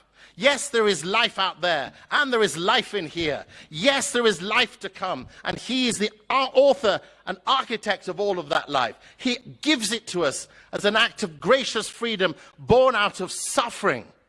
His greatest acts to take the hand of the man on the cross and say, "Come with me." His last act with his disciples to wash their feet. When we're looking for the example of the healer, that is what he chose to do. I leave you with one big thought. I had a look this morning at the World Economic Forum's 10 most significant risks the world is facing. Risks for now, risks for 10 years. It won't surprise you that top of the list is a living crisis, the cost of just getting by, followed by natural disasters, governance questions, climate change, and then number 5, the erosion of social cohesion and societal polarization. Never before, with so much available to us, never before with so much freedom that is possible, never before with so much given to us in resources and technology and potential and opportunity, with freedoms galore, have we been more divided.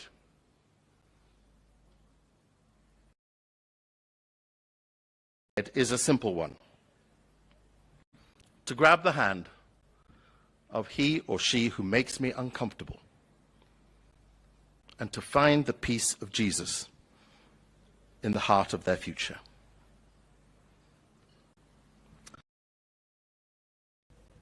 So the world will not be destroyed, by those who do evil, but by those who watch them without doing anything. Come on the journey. Let's reconcile.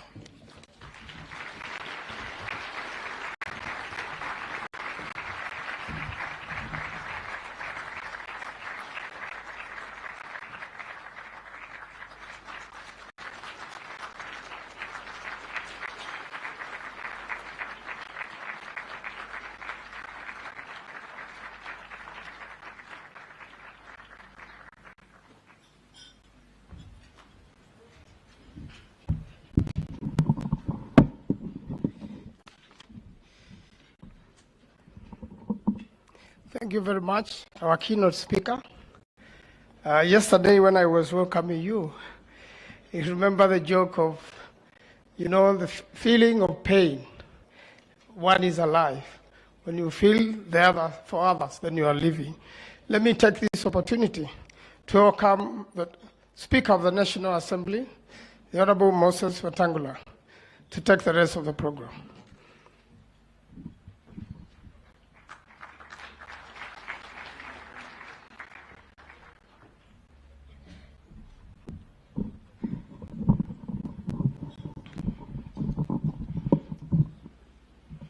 Your Excellency, our President, and all dignitaries present, shall we stand for a minute, all of us?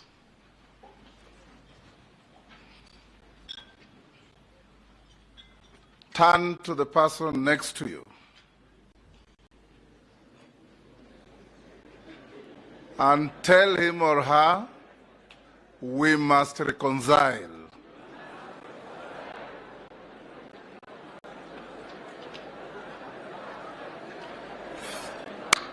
Thank you. Let's be seated. Take your seats.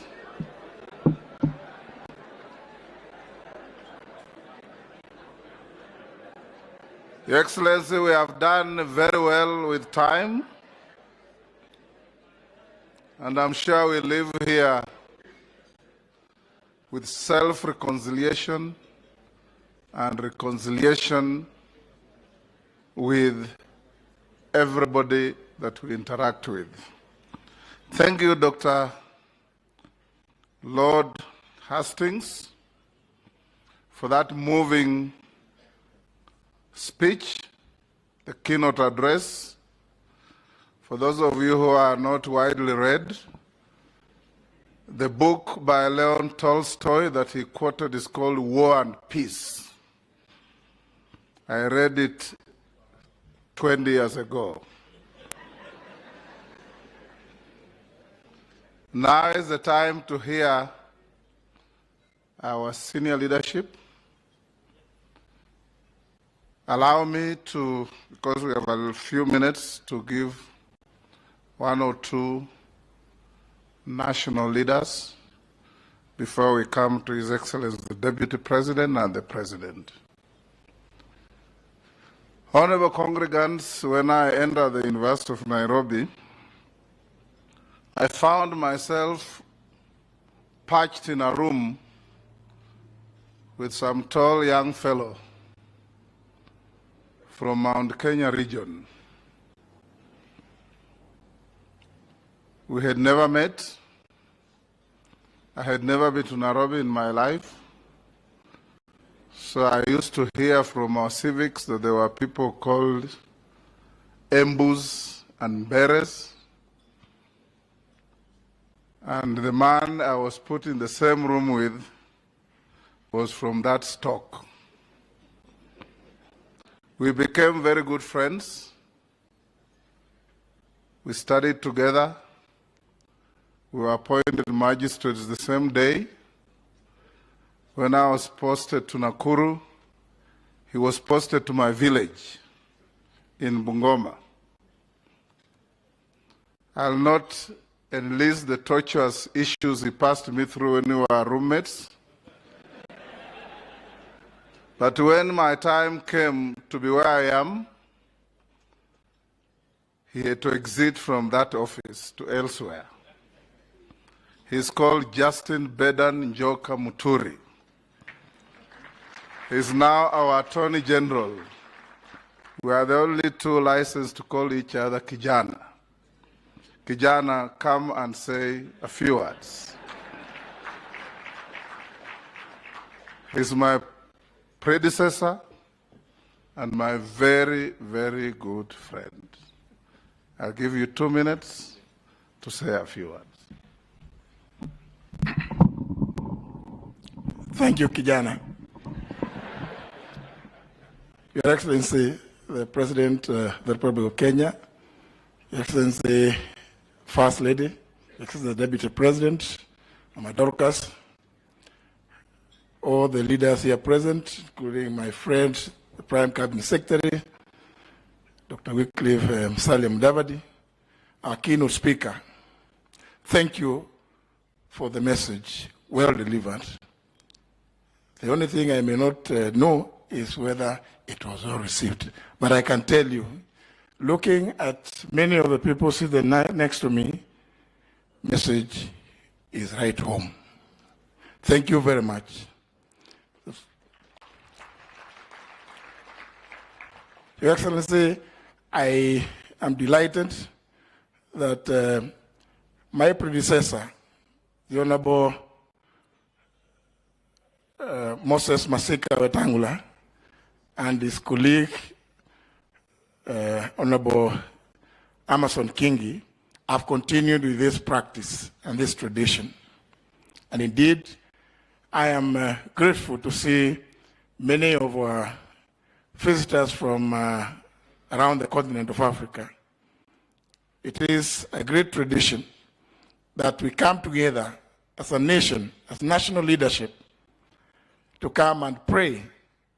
And indeed, as was said by my former roommate, pray incessantly.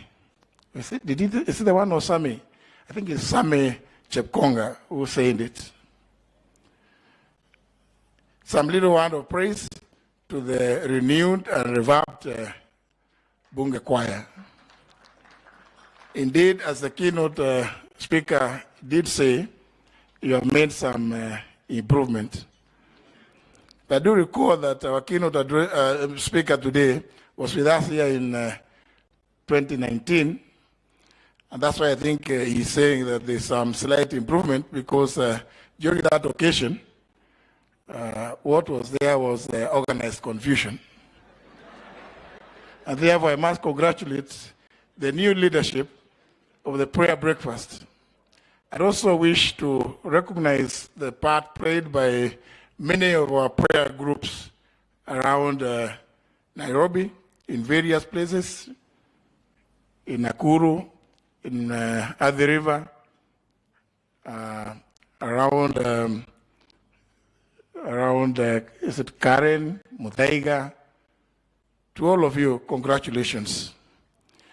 I also wish to indeed salute the two patrons for upholding the decision that this occasion becomes one of the key calendar events in the life of Parliament, and to maintain the tradition of holding it on the last Thursday in the month of May.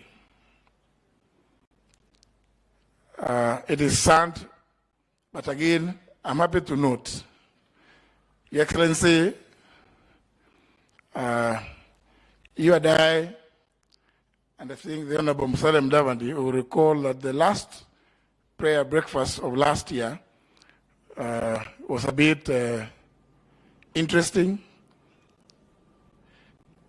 in that today we talk about reconciliation, but during the last prayer breakfast of last year, it was very difficult to sit together on that table, because we were indeed just pretending to be talking to each other. You recall, and indeed congratulations, because you withstood it, and from there you went and gave away your daughter in marriage. I think this year's theme is one that we all of us as Kenyan leaders, and indeed as a nation, should observe. Before I came here, at about 6:15, I was watching television, and in one of the stations, I had somebody question, why do leaders congregate to pray, spend too much money when there are people who have nothing to eat? I just wondered, is it a mistake for leaders to congregate and pray together? Would it make any difference if we were to do it over lunchtime? Because the person who questioned that seemed to have beef with the fact that it is called a national prayer breakfast. I leave that let us continue praying and praying incessantly. Thank you very much. God bless you.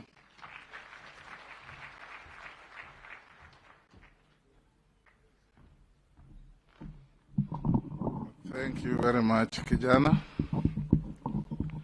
I'll now invite the Prime Cabinet Secretary, Musalia Mudavadi, and accord him 2 minutes to also say a few words about prayer.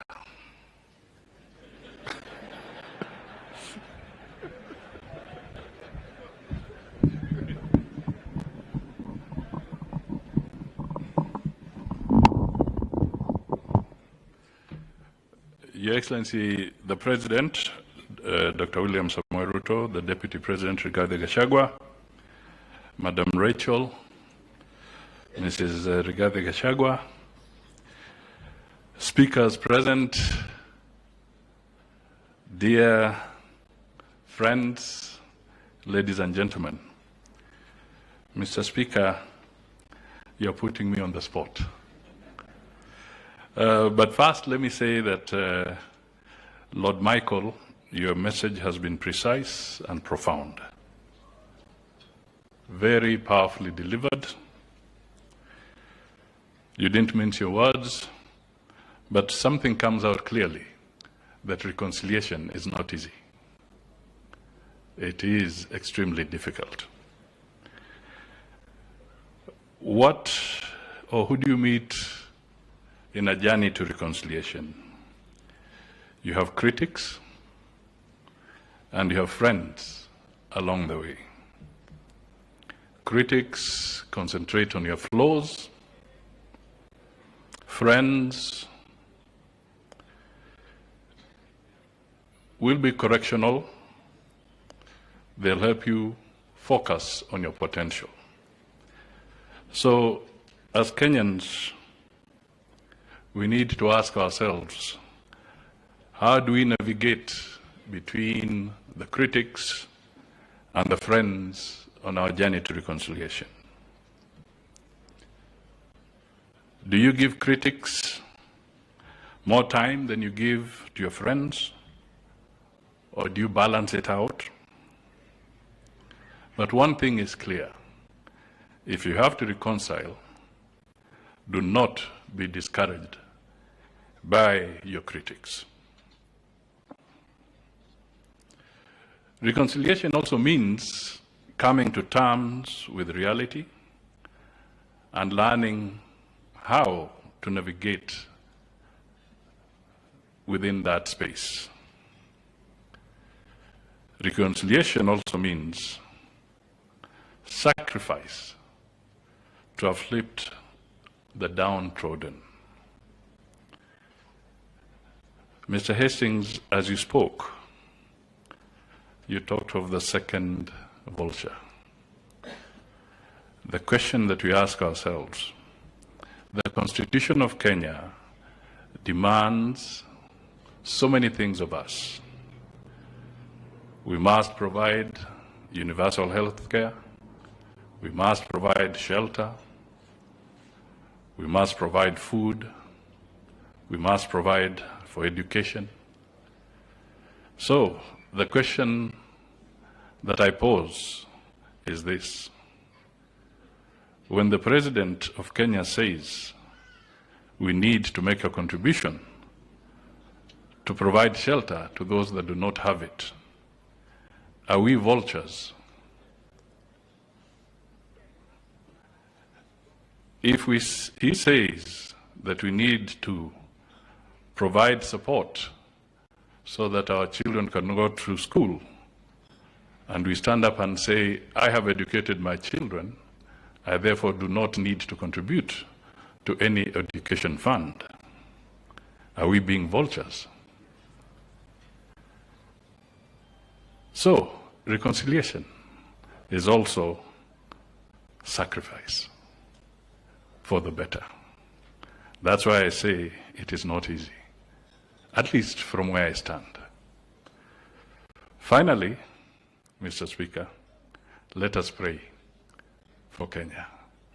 You asked me to say something about prayers, and that is what I say. Thank you.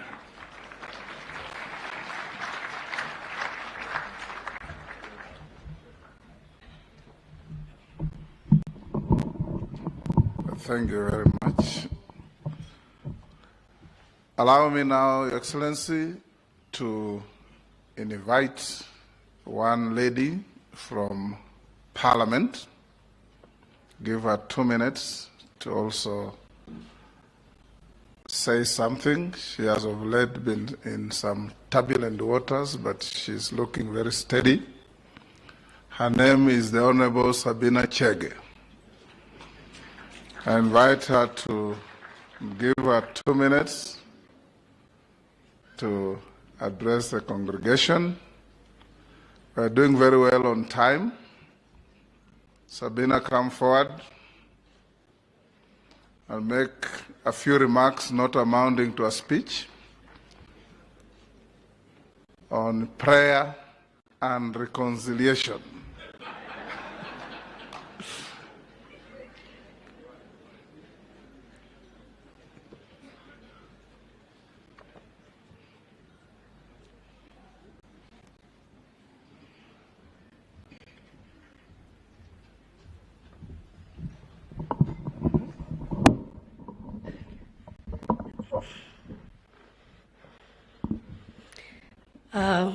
Your Excellency, the President of the Republic of Kenya, Dr. Samoei Ruto, Your Excellency, the First Lady, Your Excellency, the Deputy President, and Your Excellency, Pastor Dorcas, speakers of both houses, allow me to say all protocols observed.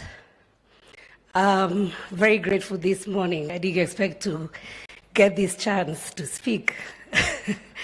And so thank you, Mr. Speaker, for the ambush. But I'm grateful that I'm able to say something. First and foremost is to thank Almighty God for giving us a beautiful country. And I want to thank His Excellency, the President. You know, for us who are blue and we are Azimio, last year at a time like this, we will not sit together. And when the election ended, we spoke today about reconciliation. Some of us chose the path to reconciliation, to consider Kenya first, and we believe that Kenya is bigger than any one of us.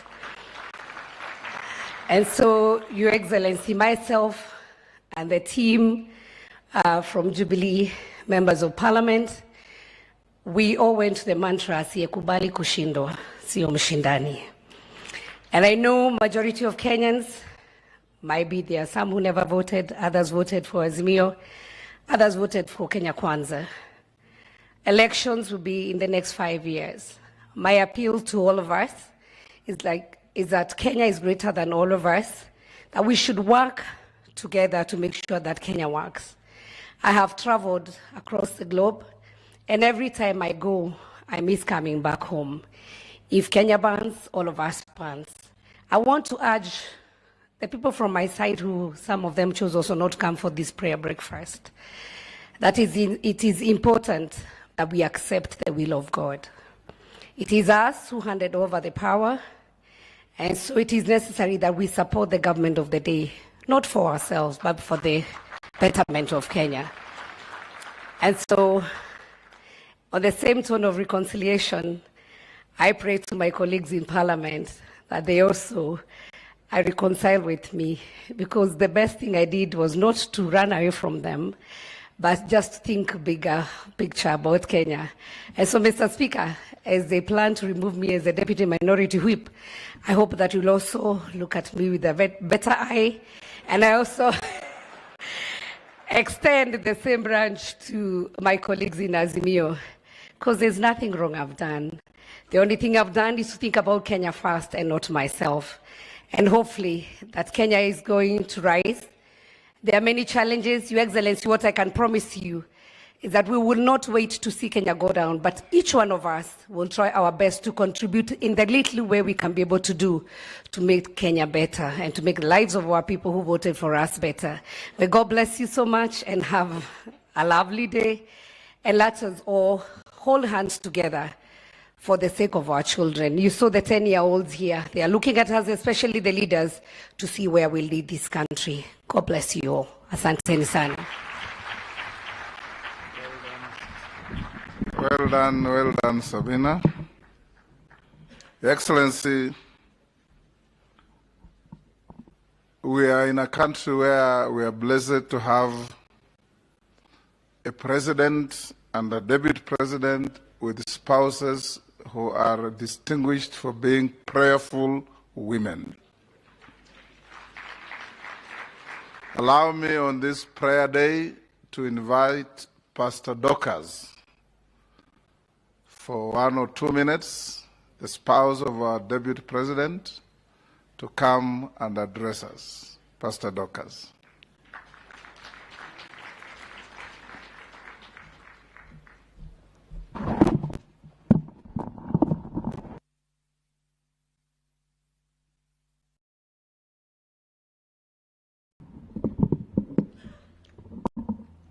Our dear President, all protocols observed, good morning.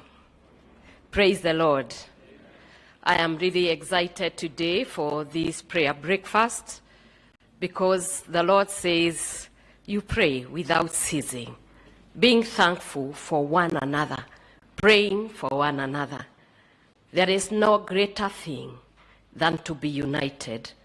In Genesis 11, verse 6, it says that there were these people who built a tower, and they were united. They spoke one language. They were speaking in one accent, and it made God to come down from heaven, because whatever they had decided to do would succeed, but they were doing it for the wrong thing. But if they were doing it for the right thing, then nothing would be impossible for them. I believe as we gather today, we desire reconciliation. This country belongs to us.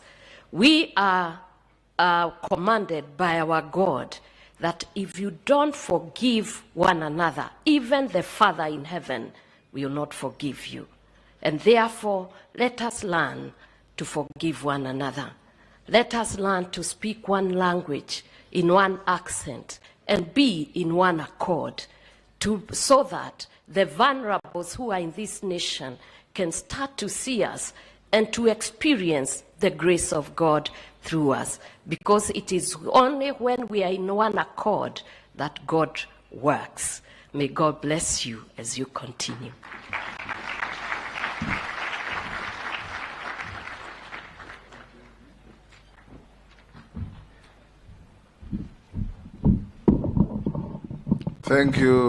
Thank you, Pastor Dorcas.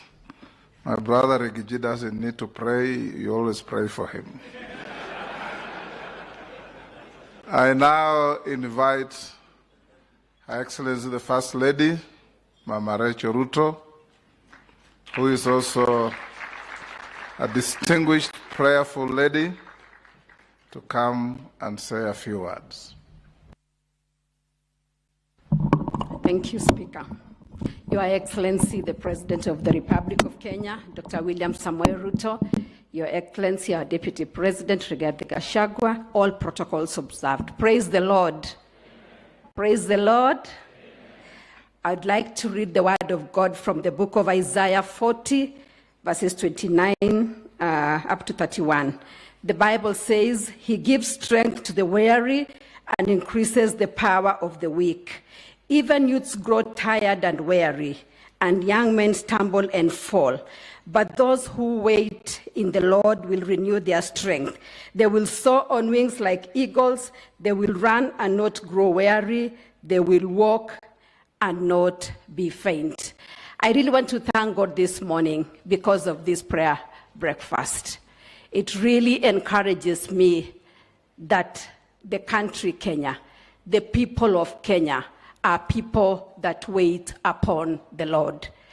I really want to thank God more so because it is our leaders that have organized this prayer breakfast. Congratulations to Parliament and to all the leaders for doing this. Because when our leaders are praying, then we know that Kenya is safe and even Africa is safe. Because we know that when new leaders pray, it doesn't matter the differences that you may have, even politically, because when you pray, God answers and God brings you together. And so let's continue praying for our nation and let's continue reconciling the people of Kenya because together we are stronger. Thank you. May the Lord bless you.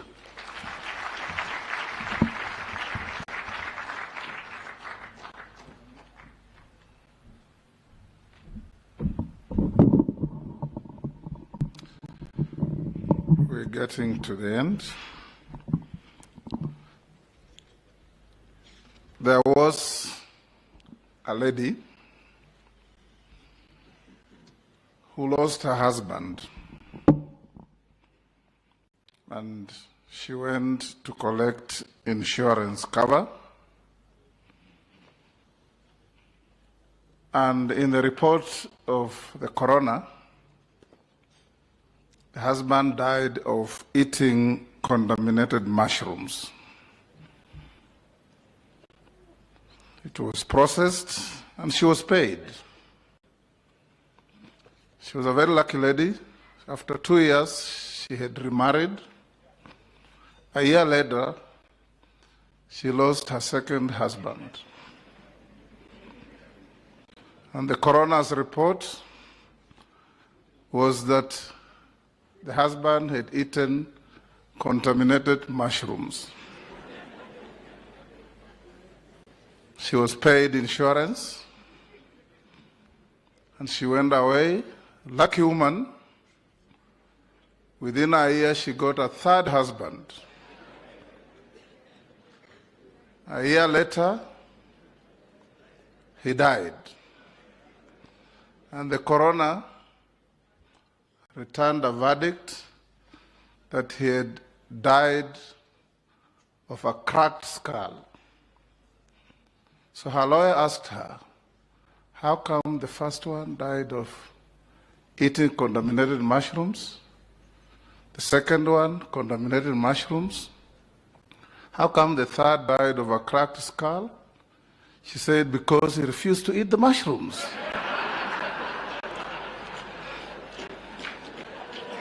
Allow me to invite my brother Regiji to come and address us, and thereafter invite His Excellency the President to give us a keynote address.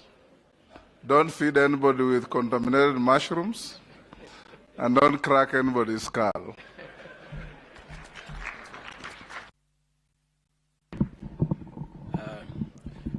Your Excellency, the President of the Republic of Kenya, Dr. William Ruto, Your Excellency, the First Lady, Mama Richu Ruto, our keynote speaker, Lord Hastings, members of Parliament, the speakers of the National Assembly, good morning.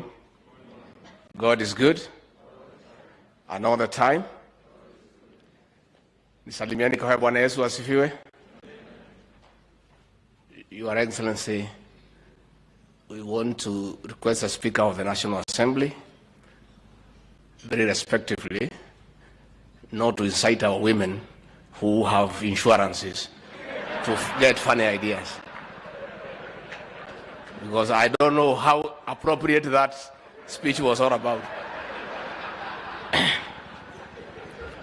Luckily for me, mine is a pastor. I don't think she can be incited. Your Excellency, we are happy to be here. And for those probably who doubt my faith, because I don't have a baptism name, I was actually baptized. My name's Geoffrey. It's only along the way, when I was Geoffrey, I was an administrator to rule over people. When I decided in life to change my job description to serve the people, I needed to change the name so that I have a change of identity in my new job description. And for you to know that I'm really a Christian, you have the evidence. I'm married to a pastor. The Speaker of the National Assembly, I beseech you, and I'm grateful you invited me here. But when you invite me for an occasion, I request you to be considerate. Upunguze kizungu kidogo, ndio niweze kuelewa ile ambayo unasema. Your Excellency, the theme of reconciling with God and men could not be more appropriate for our country. I want to give a testimony that the President, on ascending to the high office, has led this country in forgiveness and reconciliation. Most of us who work around him had great difficulties with that approach. But along the way, he has persuaded us, and we are now aligned, that reconciliation is the way to go for the betterment of this country. The President has exercised magnanimity in victory against the expectations of many people who witnessed the persecution that he was subjected to, the harassment, the intimidation, had expected him to go hammer and tongs for his tormentors and persecutors. He shocked all of us when he insisted that he is a Christian, and the Bible has taught him that forgiveness is a calling from God, and he decided to lead this country by giving leadership in forgiveness and matters of reconciliation. His first appointment on being sworn in as president, he shocked all of us. His first appointment was to a man who had made it difficult for him to rise to the presidency. But he was forgiving, he was magnanimous, and that was it. Many people would have expected by now that all those who stood in his path to leadership would be dealt with the way his people are being dealt with. Being arrested, taken to court, being harassed by KRA, but the President decided, in accordance with the teachings of the Bible, that we need to reconcile this nation. And that is why we have a peaceful country. And Your Excellency, we want to thank you for carrying us along. One example, it may look small, but it was very inspiring to those of us who work with the President. The last prayer breakfast here was a very toxic affair, full of tension and hatred. The President today, who was Deputy President, would not sit on the same table with his boss. And when we were trying to align people around the President, many people around us, we were persuaded that the lady who had removed the chair from where Dr. William Ruto was supposed to sit should be shown the door. And when the President came to learn of it, he said, no, we must reconcile with the reality that is behind us. That lady who was in protocol should remain there and be promoted. And as we speak today, she works around the president. Again, when the president and his family and their belongings were thrown out of the official residence of the deputy president in Mombasa, most of us were persuaded that those who had participated in throwing out his belongings should be shown the door. Again, he insisted that should not be the case. So what I'm trying to say is that the new administration is one that is persuaded that we need to reconcile the country. And therefore, we want to plead and persuade all leaders also to reconcile with the truth and the reality. Because even as we reconcile with God and men, we also need to reconcile with the truth. The truth of the matter is that William Ruto is the President of the Republic of Kenya. Let everybody also, as we reconcile with God and with men, start by reconciling with the truth. I was very impressed the other day to see the women rep of Nairobi, Honorable Pasaris, reconciling with the truth in Nairobi that 70% of the people she leads live in the slums. And it would not be wise for her as a leader to oppose a program that is going to remove the people she leads from the slums to dignity. We are therefore asking everybody, as we reconcile with God and with men, let us also reconcile with truth and reality. Your Excellency, when we were seated there, you were a bit concerned ya kwamba hawa waliongea hapa wameumiza Kimani Ichung'wa kidogo. But Your Excellency, you and I also need to reconcile with Kimani Ichung'wa because he has not been very nice to us. You know, Kimani Ichung'wa was in Alliance High School. Anytime we have an occasion and he's given an opportunity to speak, because the president and I were in some schools who many people don't want to mention or think about, he tries to intimidate the president and I, despite the fact that we are seniors, that he was in Alliance High School. Lakini sasa wewe ndugu yangu Kimani Ichung'wa, hata kama ulikuwa Alliance na mimi sikuwa huko, uniheshimu kidogo. Kwa sababu hiyo Alliance yako hiyo, they say that the people from Alliance boys and girls are top. Mimi niliingia hiyo Alliance yako, Alliance girls, nikachanganya mtoto ya mwenyewe, nikaweka box, ni bibi yangu leo. So between me and these guys who went to Alliance, who is more superior?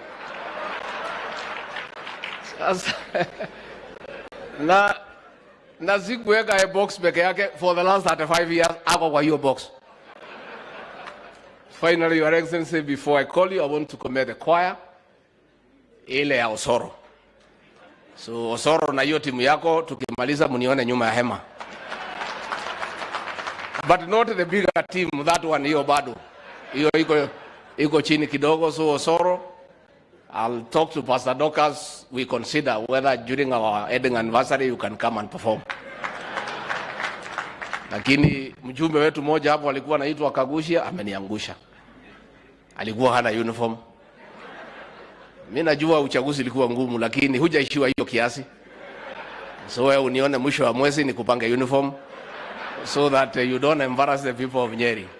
So Your Excellency, we are happy today. It's a happy moment for the country with the era of reconciliation and forgiveness that you have led us as our leader. And all of us are persuaded and we want to move into that direction. I therefore request everyone to be upstanding as you help me to usher in the President of the Republic of Kenya, Dr. William Samoei Ruto. Your Excellency.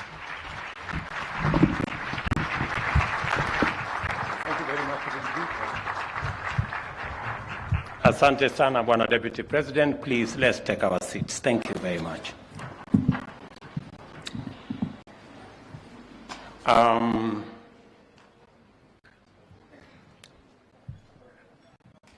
All my good friends and leaders from Kenya, our brother, Lord Hastings, and fellow Kenyans, good morning. Hamjambo. Let me first take this opportunity to thank God for giving us this opportunity today and to congratulate Parliament, all our members of Parliament, for putting this prayer breakfast together. It is an occasion when we all come from different walks of life, from different parts of our country, together with our neighbors and friends from far and near, to think together, to share, and to pray together. I want to congratulate Parliament for making it certain that we will not be looking for a date going into the future. It's now confirmed that it is the last Thursday of May every year. So all of us will put it in our calendar. I think it is partly informed by the fact that this prayer breakfast has to be shifted from last week, and I think it happened again before.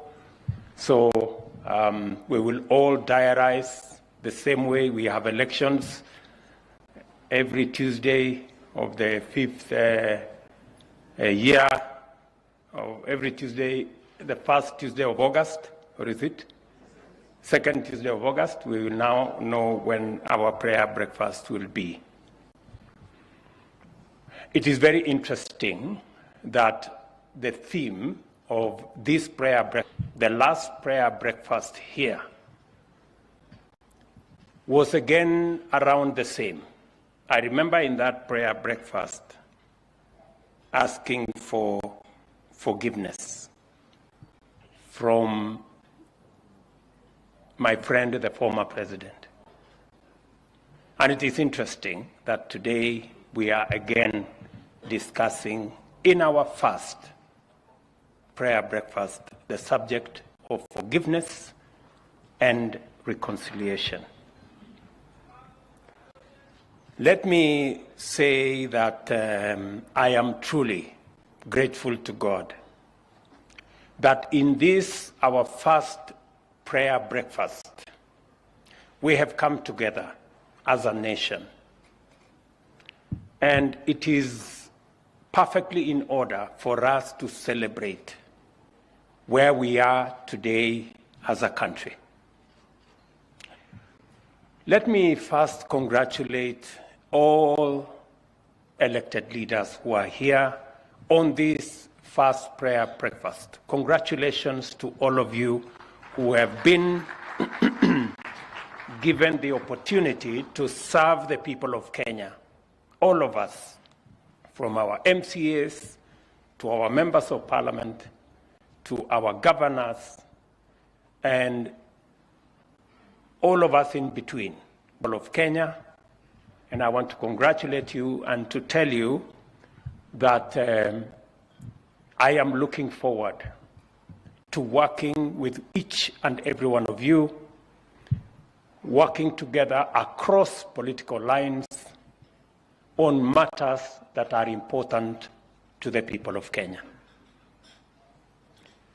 And in that working together, it is not necessary that we will always agree, but it is important that we work together towards the betterment of our country. I am reminded, and I want to thank God for the last general election. The last general election were in a category of their own. I mean, it was a turning point from where I sit in the politics of Kenya. And I have 4 reasons why I think it was a turning point. Number one, it is the election where the 2 national formations had actually a national face on either side. The ethnic configuration that always informed our politics was not there. We had both sides presenting a national face in their formation. Number two, we had the most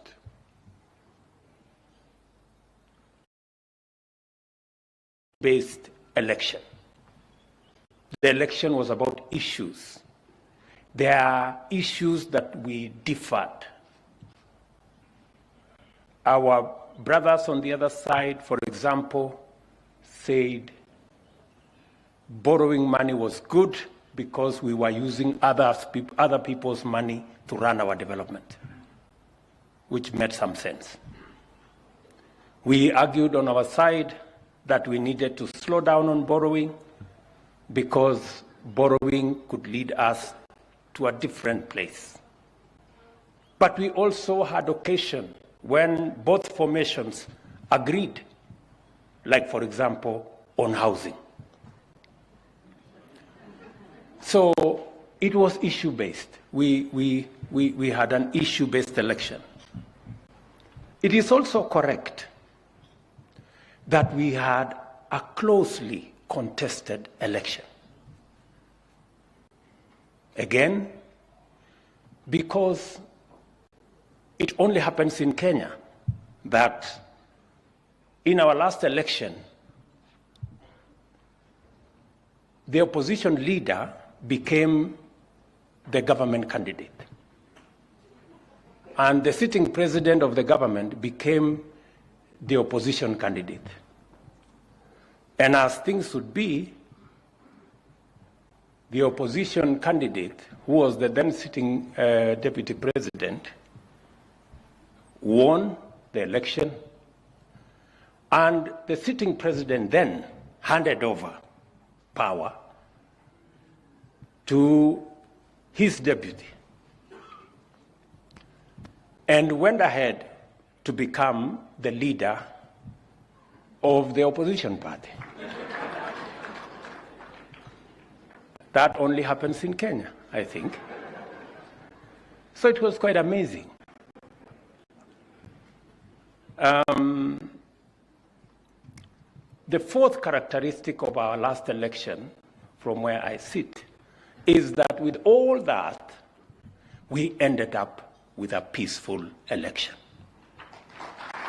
And we thank God for a peaceful election and a peaceful country. And that is why this morning, I join you with rejoicing, thanksgiving, faithful supplication, and prayer in my heart. I praise the Almighty God of all creation, whose supremacy we, the people of Kenya, solemnly and humbly acknowledge, even at the moment of constituting our sovereign republic, and to whom we submit our aspirations in prayer every time we sing our national anthem. Kenya has emerged triumphant and sovereign out of the sorrowful mist of painful history because those who came before us endured harrowing sacrifice with heroic determination and faith in God and in our Creator. The history of Kenya, therefore, is an ample chronicle of consistent struggle, unshakable determination, unity, and devout prayer. Prayer is not just an exemplary component of our heritage and a magnificent tradition. Prayer anchors our aspirations and devotion to God. The most important instruments and symbols of our republic constantly remind us to be reconciled with the Almighty God, our Creator. I thank the conveners of this National Prayer Breakfast, our good members of Parliament, for bringing us together as leaders to rally the nation in its splendid diversity of creed and faiths, to unite in submission to God, and to take our dearest wishes, deepest needs, and foremost desires before the majestic throne of our benevolent Creator. We kneel before God, praying for justice, our shield and defender, so that our nation can stand before any difficulty, any adversity, threat, or trial. There is no better time for us to pray as a nation than now. We have an opportunity to give thanks for the far we have come as a country amid global turmoil arising from pandemic, geopolitical crisis, economic shocks, as well as regional conflict, harrowing drought, a plague of locusts, and a closely contested election. Globally, nations are groaning under high cost of living, intensified by soaring debt, food scarcity, unemployment, and of course, struggling economies. We are giving our best in the struggle to overcome these immense challenges. Firstly, our robust endeavors to implement a radical socio-economic transformation is intended to provide sustainable solutions to our cost of living, food security, scarcity, unemployment, and poverty challenges. Secondly, we have historically and even now stand ready to lend our hand to our neighbors and regional brothers and sisters experiencing conflict and instability, and take a stand for peace, security, and development in not just our neighborhood, but across the globe. Further, we join the global community in combating existential threats to humanity in the form of conflict, terrorism, poverty exclusion, and of course the triple planetary crisis of pollution, loss of diversity, and climate change. In all this and other endeavors, we must also invoke our collective faith as a nation and congregate before the throne of mercy and seat of grace in order that our effort may be blessed with success and that our unity, cohesion, and solidarity be elevated to a divine communion, solemn fellowship, and sacred fraternity of all our people. Colossians 3:13 reminds us to bear with each other and to forgive one another. On this day of prayer, I call your attention to the important need for a shared understanding of all the causes we hold dear and are willing to defend. Without this understanding, we end up fighting each other instead of fighting for our causes. Without this understanding, we end up divided when we should be united.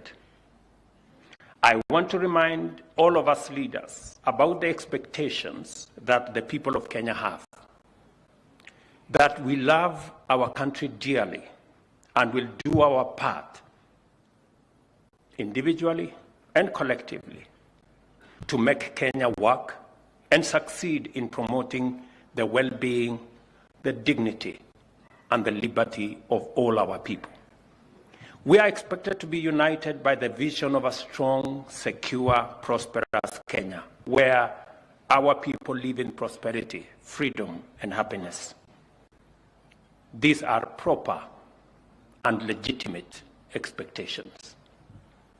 I will go further and propose that although our ideas concerning the means, strategies, and policies of achieving this vision may differ, we must remain cognizant of a line no one should ever cross, of wishing that this nation fails or that her people suffer, just to vindicate our politics. Neither can we pursue an agenda of sabotage for political advantage. Democracy is a defined political gift which enables us to compete vigorously, as we always do, but also empowers us to reconcile our aspirations and recognize the fundamental unity of our truest aspirations in a single vision for a free, strong, prosperous, united, and secure nation. This vision cannot admit the weaponization of political differences to punish the vulnerable, prejudice the innocent, injure the hardworking, and afflict the struggling. Pursuit of political aspirations must also enhance justice, not undermine it, expand freedom, not constrict it, and must increase democracy, freedom, and security, and not promote autocracy, tyranny, impunity, destruction, or fear. Isaiah 1:18 reminds us to reason together. Today, we are in the midst of a robust national conversation about public policies. Our democratic culture has endowed us with a rare opportunity to reason together and reconcile with our current realities. We all agree, seated here, members of parliament from all sides, leaders from all sides, that we have 5 million of our young people out of school, without jobs. 800,000 young people join them in the labor market every year. I was looking at the budget last night. 628 billion will be spent in the education of our children in this year's budget, from primary school all the way to our universities. Yet, it is important for us to figure out how this investment will yield results for us as a nation. We all agree that our manufacturing, which we anticipated would go from 9% to 15%, has instead gone backwards to 7%. And we need to put policy interventions like the ones of promoting our manufacturing endeavors, making sure that we provide opportunities and interventions to promote manufacturing. We are all agreed that our exports as a percentage of GDP have come down from 28% to 10%. We need to do something about it. We need to promote, we need policy interventions that will encourage our exports. We all agree that 7 million Kenyans today live in informal settlements, suffer the indignity of living in settlements that do not have adequate water, do not have adequate sanitation. They are our brothers and sisters. We all agree that our agricultural land is threatened by subdivision, and food insecurity is a reality. That is why we have a conversation about the high cost of living. We need to do something about it. We all agree that borrowing is not the way out of our current situation, that our debt has increased from about 4 trillion to 9 trillion in 5-6 short years. We must reconcile ourselves to that truth.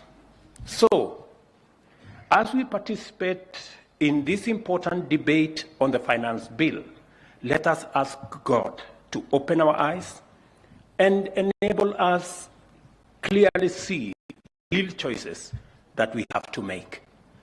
And I want to remind you the words of Daniel 11:32 that say, even in the context where we are, Daniel reminds us that, but those who know their God, they will be strong and they will do great exploits. Living within our means requires us to work with what we have. You remember Moses. He was confronted with a situation. God asked him, what do you have in your hand? And you know what he had in his hand. You also remember Jesus asked his disciples when they were confronted with a situation of feeding 5,000 people. Jesus asked,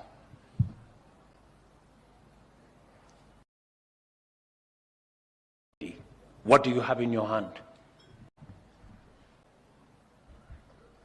We are at the threshold of great transformation and in a moment which demands singular courage. Our commitment is under test. Only bold decisions will enable us to make the best of this opportunity to unlock the possibilities of the Kenya we all want for ourselves and for our children. It is time to be bold and brave. Delay tactics and sabotage are written in the shaky handwriting of cowards. Excuses are the nails used to construct. Let us also be reconciled to our collective aspirations in order for us to live up to the true promise of this moment and our common destiny. I listened to my brother Michael Hastings very carefully, and he spoke to our hearts. And let me say, if you don't remember anything he said, if you don't remember anything that I have said, if you don't remember anything that was said by anybody, please just remember his words. He said, if you feel pain, you are alive. But if you feel the pain of others, you are a human being.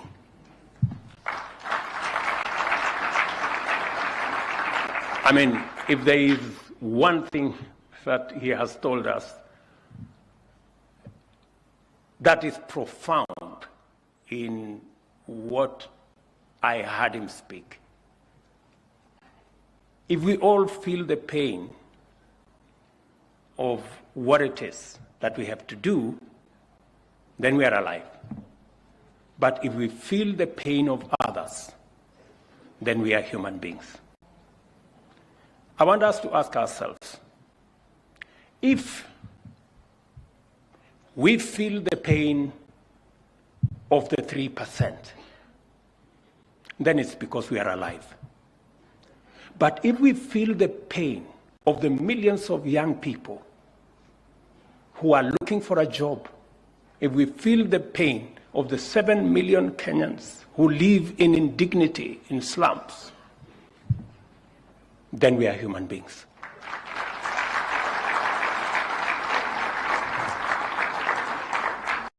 Say one more thing, because I don't want to preach. Let me say just one more thing. Lord Michael Hastings also told us about this occasion of what was called the amazing shot by this great photographer, Kelvin Carter, of this person, this child, confronted by a vulture. It was a moment. But he walked away. And he never remained the same. You heard that he committed suicide. As leaders, we know, we witness every day millions of our young people confronting us in our markets, in villages, in our streets. We all travel the 1,411 informal settlements, slums in Kenya. We see those people. Let us not do what Kevin Carter did. Let us not take photographs of them. Let us not take selfies of them and walk away. Let us do something about their situation. Ladies and gentlemen, I am truly, truly happy to be here this morning. We look forward to this coming together of all of us leaders going into the future. And I wish our great leaders in Parliament the very best as they continue to put us together in this prayer breakfast. God bless you.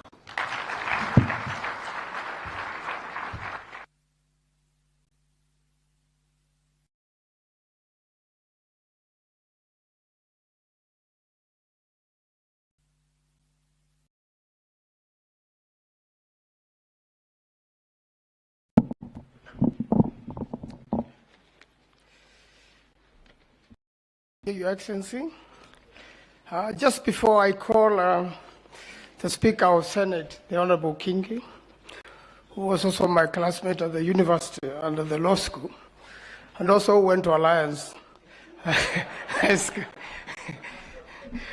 I really like to, thank you. I really like to thank the speakers from the counties for bringing along the children you saw here. Jesus said, bring the children to me. That is the future of the country. I really want to thank the speakers that have seen the children from Makueni here, where I represent as a Senate.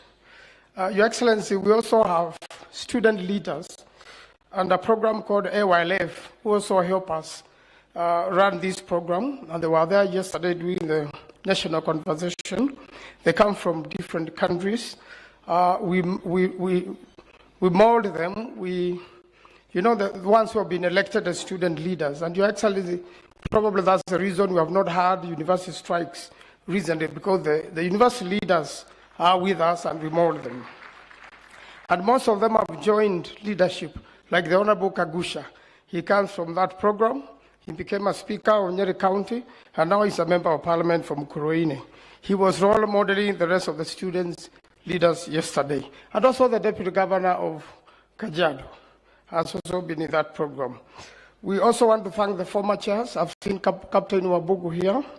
Honorable Pogisho is with us.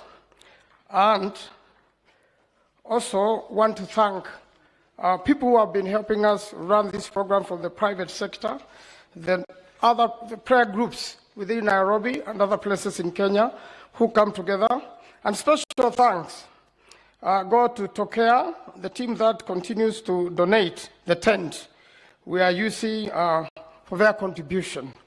That's the sacrifice they make, or their tithe towards this program. And then also Mr. Sam Owen, please stand up, Mr. Sam Owen, and Professor Olen Regay.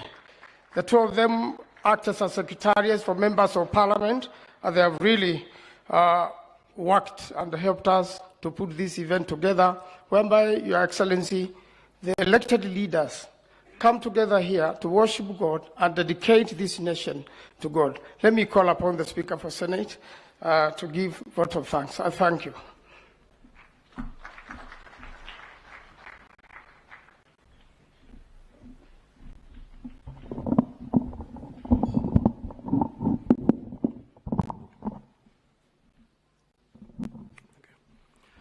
Your Excellency, the President of the Republic of Kenya, Dr. William Ruto, Mama Rachel, His Excellency, the Deputy President of the Republic of Kenya, Mheshimiwa Rigathi Gachagua, A.K.A. Rigiji, and Mama Pastor Dorcas Gachagua. My brother, Speaker of the National Assembly, the Right Honorable Moses Wetangula. Allow me to adopt the protocols given to us by the speakers who spoke before me. Mine is a very simple duty, to move a vote of thanks. And I don't know why Senator Manzo welcomed me here to do that, having done exactly what I was supposed to do. But before I move the vote of thanks, allow me to, on a very light note, be the advocate of Pastor Rigathi Gachagua, because she does not have a right of reply, having already spoken. When the Deputy President spoke, while he was standing before us, he stated that aliingiza box msichana wa kutoka Alliance ambaye ni Pastor Dorcas Gachagua.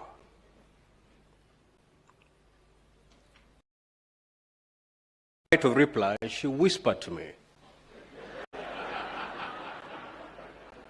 that now that you're going to speak there, and I'm not going to speak, please go set the record straight. And according to Mama Dorcas, aliingiza box, si yeye ndiye aliingiza box, Deputy President. So again, Alliance wins.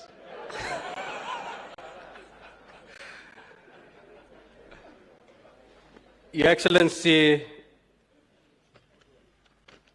ladies and gentlemen, you'll agree with me that this has been a very, very wonderful occasion indeed. Na Waswahili wanasema ukiona vaelea jua vimeundwa. The men and women for the last few weeks who have been coming together to make sure that we have a successful annual spiritual convocation. And it is my duty to appreciate them, and I want you to join me in saying thanks and appreciating these groups and individuals who have worked tirelessly to make sure that we have a successful event today. Now, the list that I have here was not made by me. And therefore, if you miss out, I'll tell you exactly who authored this list. You go complain there. Your Excellency, the first group we need to appreciate is the Joint Parliamentary Staff Teams. These are the people who were the forefront in putting this event together. Secondly, are the members of Parliament, the MPs and the senators, because without them, we couldn't be here today. So we say thank you to all members of Parliament who in one way or the other contributed to the very success of this event. Third are the co-chairs. That is Senator Manzo on behalf of the Senate and the Honorable Chepkonga on behalf of the National Assembly for giving the much-needed leadership to ensuring that this event takes shape and comes out beautifully like it has this morning. The other group are our partners in the private sector who have provided us with quite a number of things to make this event a success. A very special thanks goes to one individual, Mr. Maina Wanderi, who has provided this tent.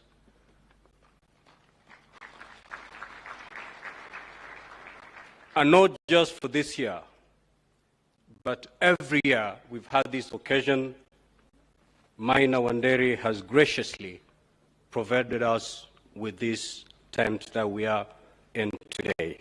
So we say thank you to him. Again, we appreciate Safari Park and the management for providing us with this space. Mr. Kimathi and your team, we say thank you so much.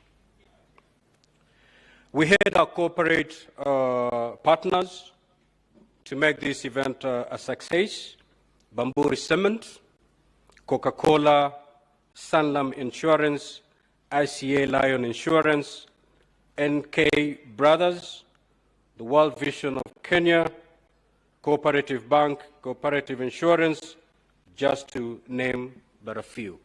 We say thank you, and we appreciate their contribution in making this event a success. Your Excellency, the foundation of this day is traced back to very small groups that gave birth to what we now call the National Prayer Breakfast, and would wish to appreciate these groups. One is the Loresho group.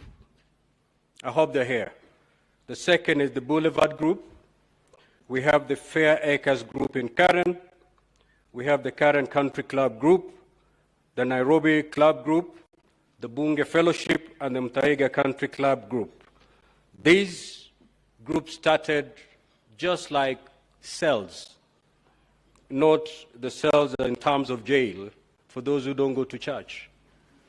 In church, once your pastor releases you, you're encouraged to go into cells, prayer cells. So this started as prayer cells, but eventually gave birth to what is now known as the National Prayer Breakfast. The other group is the Bunge Choir. You'll agree with me that indeed the Bunge Choir has come of age. And just like Lord Michael has said, they can now compete in Kenya Got Talent because we saw talent in them. The other group, of course, are our international guests, Your Excellency. The delegations have been read out by Senator Manzo. These are people we invited, and they've come to pray with us, to fellowship with us. We appreciate finding time to come and fellowship with Kenya. Of course, the keynote speaker, Lord Michael. We appreciate you, and we thank you for that wonderful and powerful message from God. May God bless you. Lastly, not really lastly, but of course,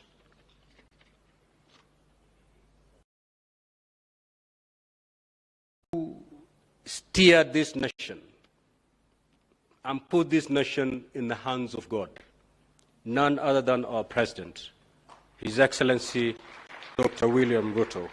We appreciate you, we love you, we celebrate you for being the #1 prayer warrior for this country. We thank you. Lastly, because we always serve the best for the last, we want to give thanks to the Almighty God for the gift of life and for enabling us gather here today to worship, to praise, and to fellowship as leaders and as a people. So many prayers I've made here to the Almighty. Prayer after prayer, clearly showing that this country is hurting and needs healing. The President has talked about climate change. Waziri Soipan has talked a lot about failed crop seasons, and pray to God so that this can be negated and we go back to the days of bounty.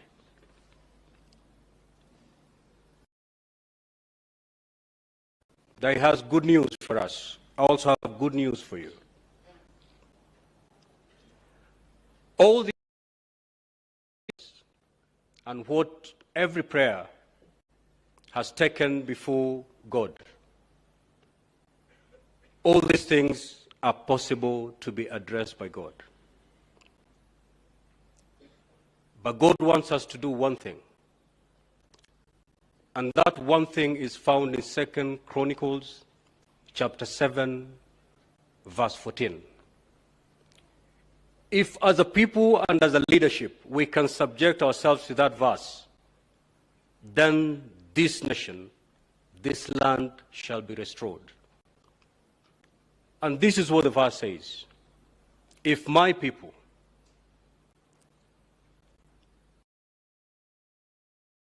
by my name will humble themselves and pray and seek my face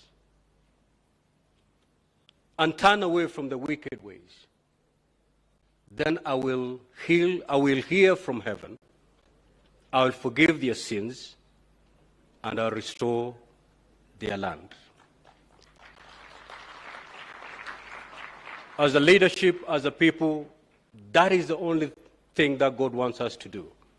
And once we do that, this land will be restored. This land will be healed. And reconciliation will be a success. We have come to the end of today's prayer breakfast. I want to pray the Lord's presence be with you. Just like Moses before us, when Moses was given an assignment by God to take God's people to the promised land, this is what Moses told God. You tell me to take these people to the promised land, but you've not told me whom you're sending me with. And the Lord said, I'll be with you. My presence will go with you. So fear not. You will succeed. So as you leave this auditorium, I pray that God's presence be with you in everything you do. And once that happens, then success will be your description. I wish you nothing but journey masses as you go back to your workstations. For those who are going back home, we wish you journey masses too. And for those who are going to the airport to catch flights, we wish you journey masses. May God bless us all. Thank you so much.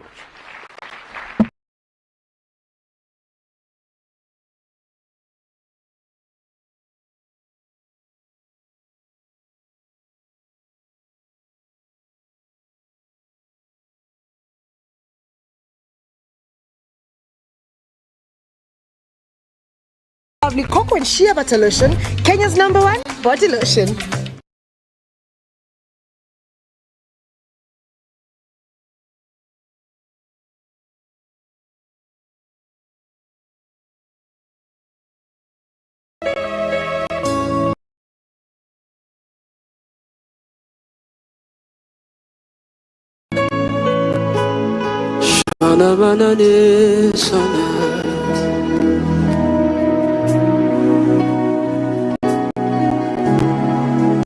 I'll put you in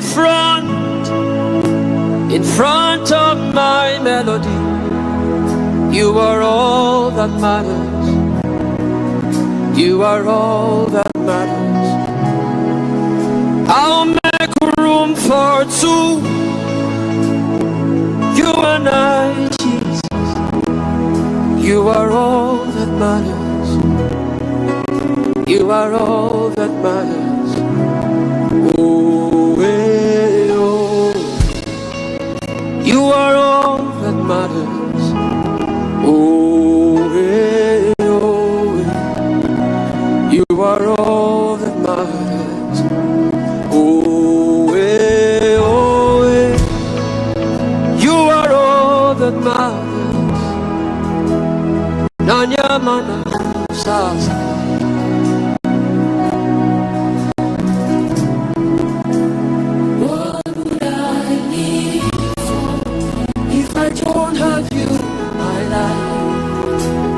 What would I gain if you take the Holy Ghost?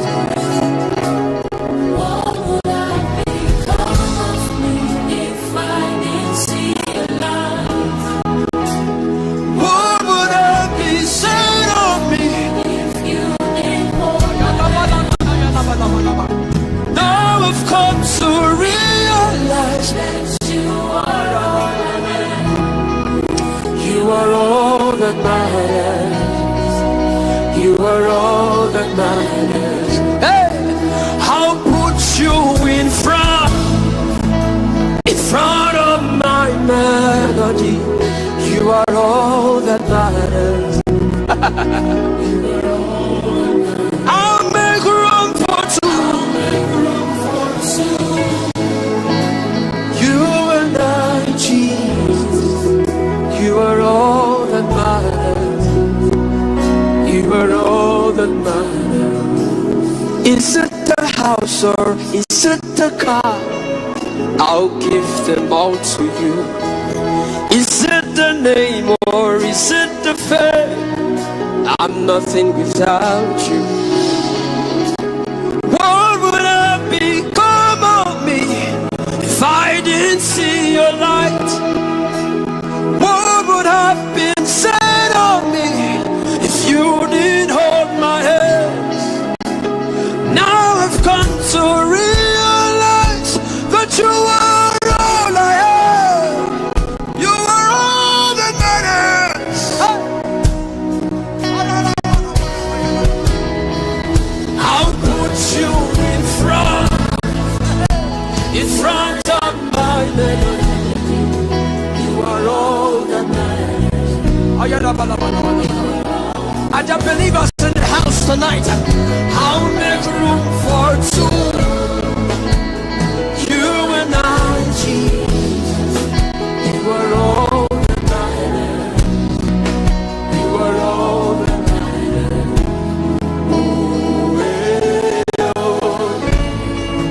You are all that matters. God, for he has given you rains. He sent you abundant showers, both the short and the long rains. Your farms will be filled with grain. Your vats will overflow with new wine and oil. I will repay you for the years the locusts have. And blasting other tongues as you worship the King of Kings and the Lord of Lords, the one who made all things new, the one who made it possible for us to be here today. Jesus.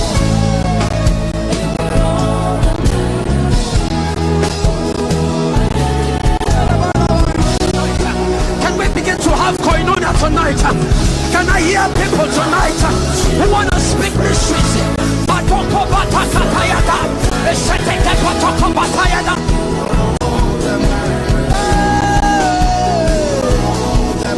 I'll make room for two.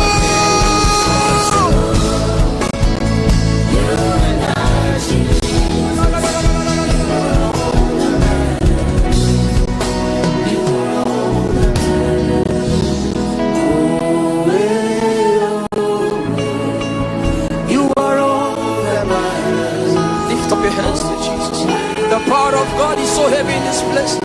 The spirit of the prophetic. Now begin to talk to God. Now begin to tell him what you need. Open up your mouth and let him fill you. Out of the belly shall flow rivers of living waters. Can you open up your mouth tonight?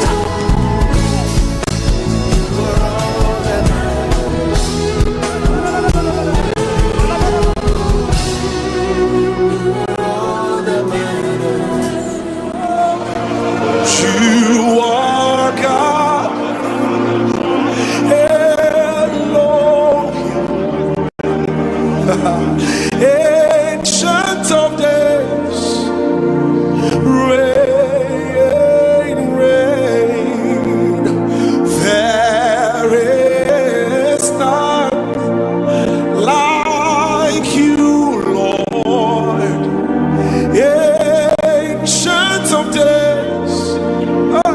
Rain, rain. Oh, you are God. Elohim, Ancient of Days. Oh, rain, Lord, rain. For there is none like you, Lord. Ancient of Days, oh rain, everybody singing now, say you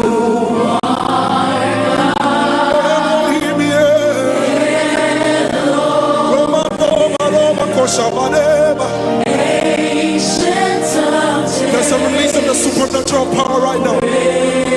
Oh, sing it again, you are God. You are God. Elohim. Elohim.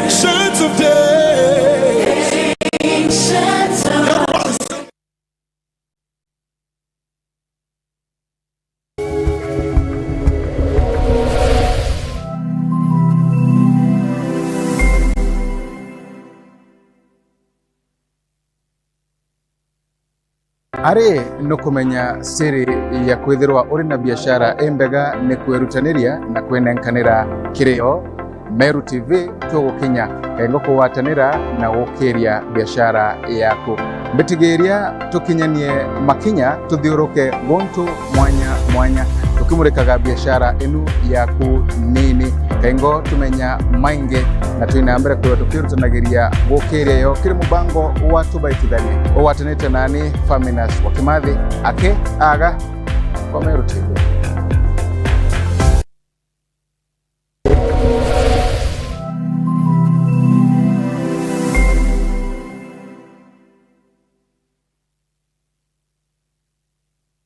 Ameru baugire njorwa itematina.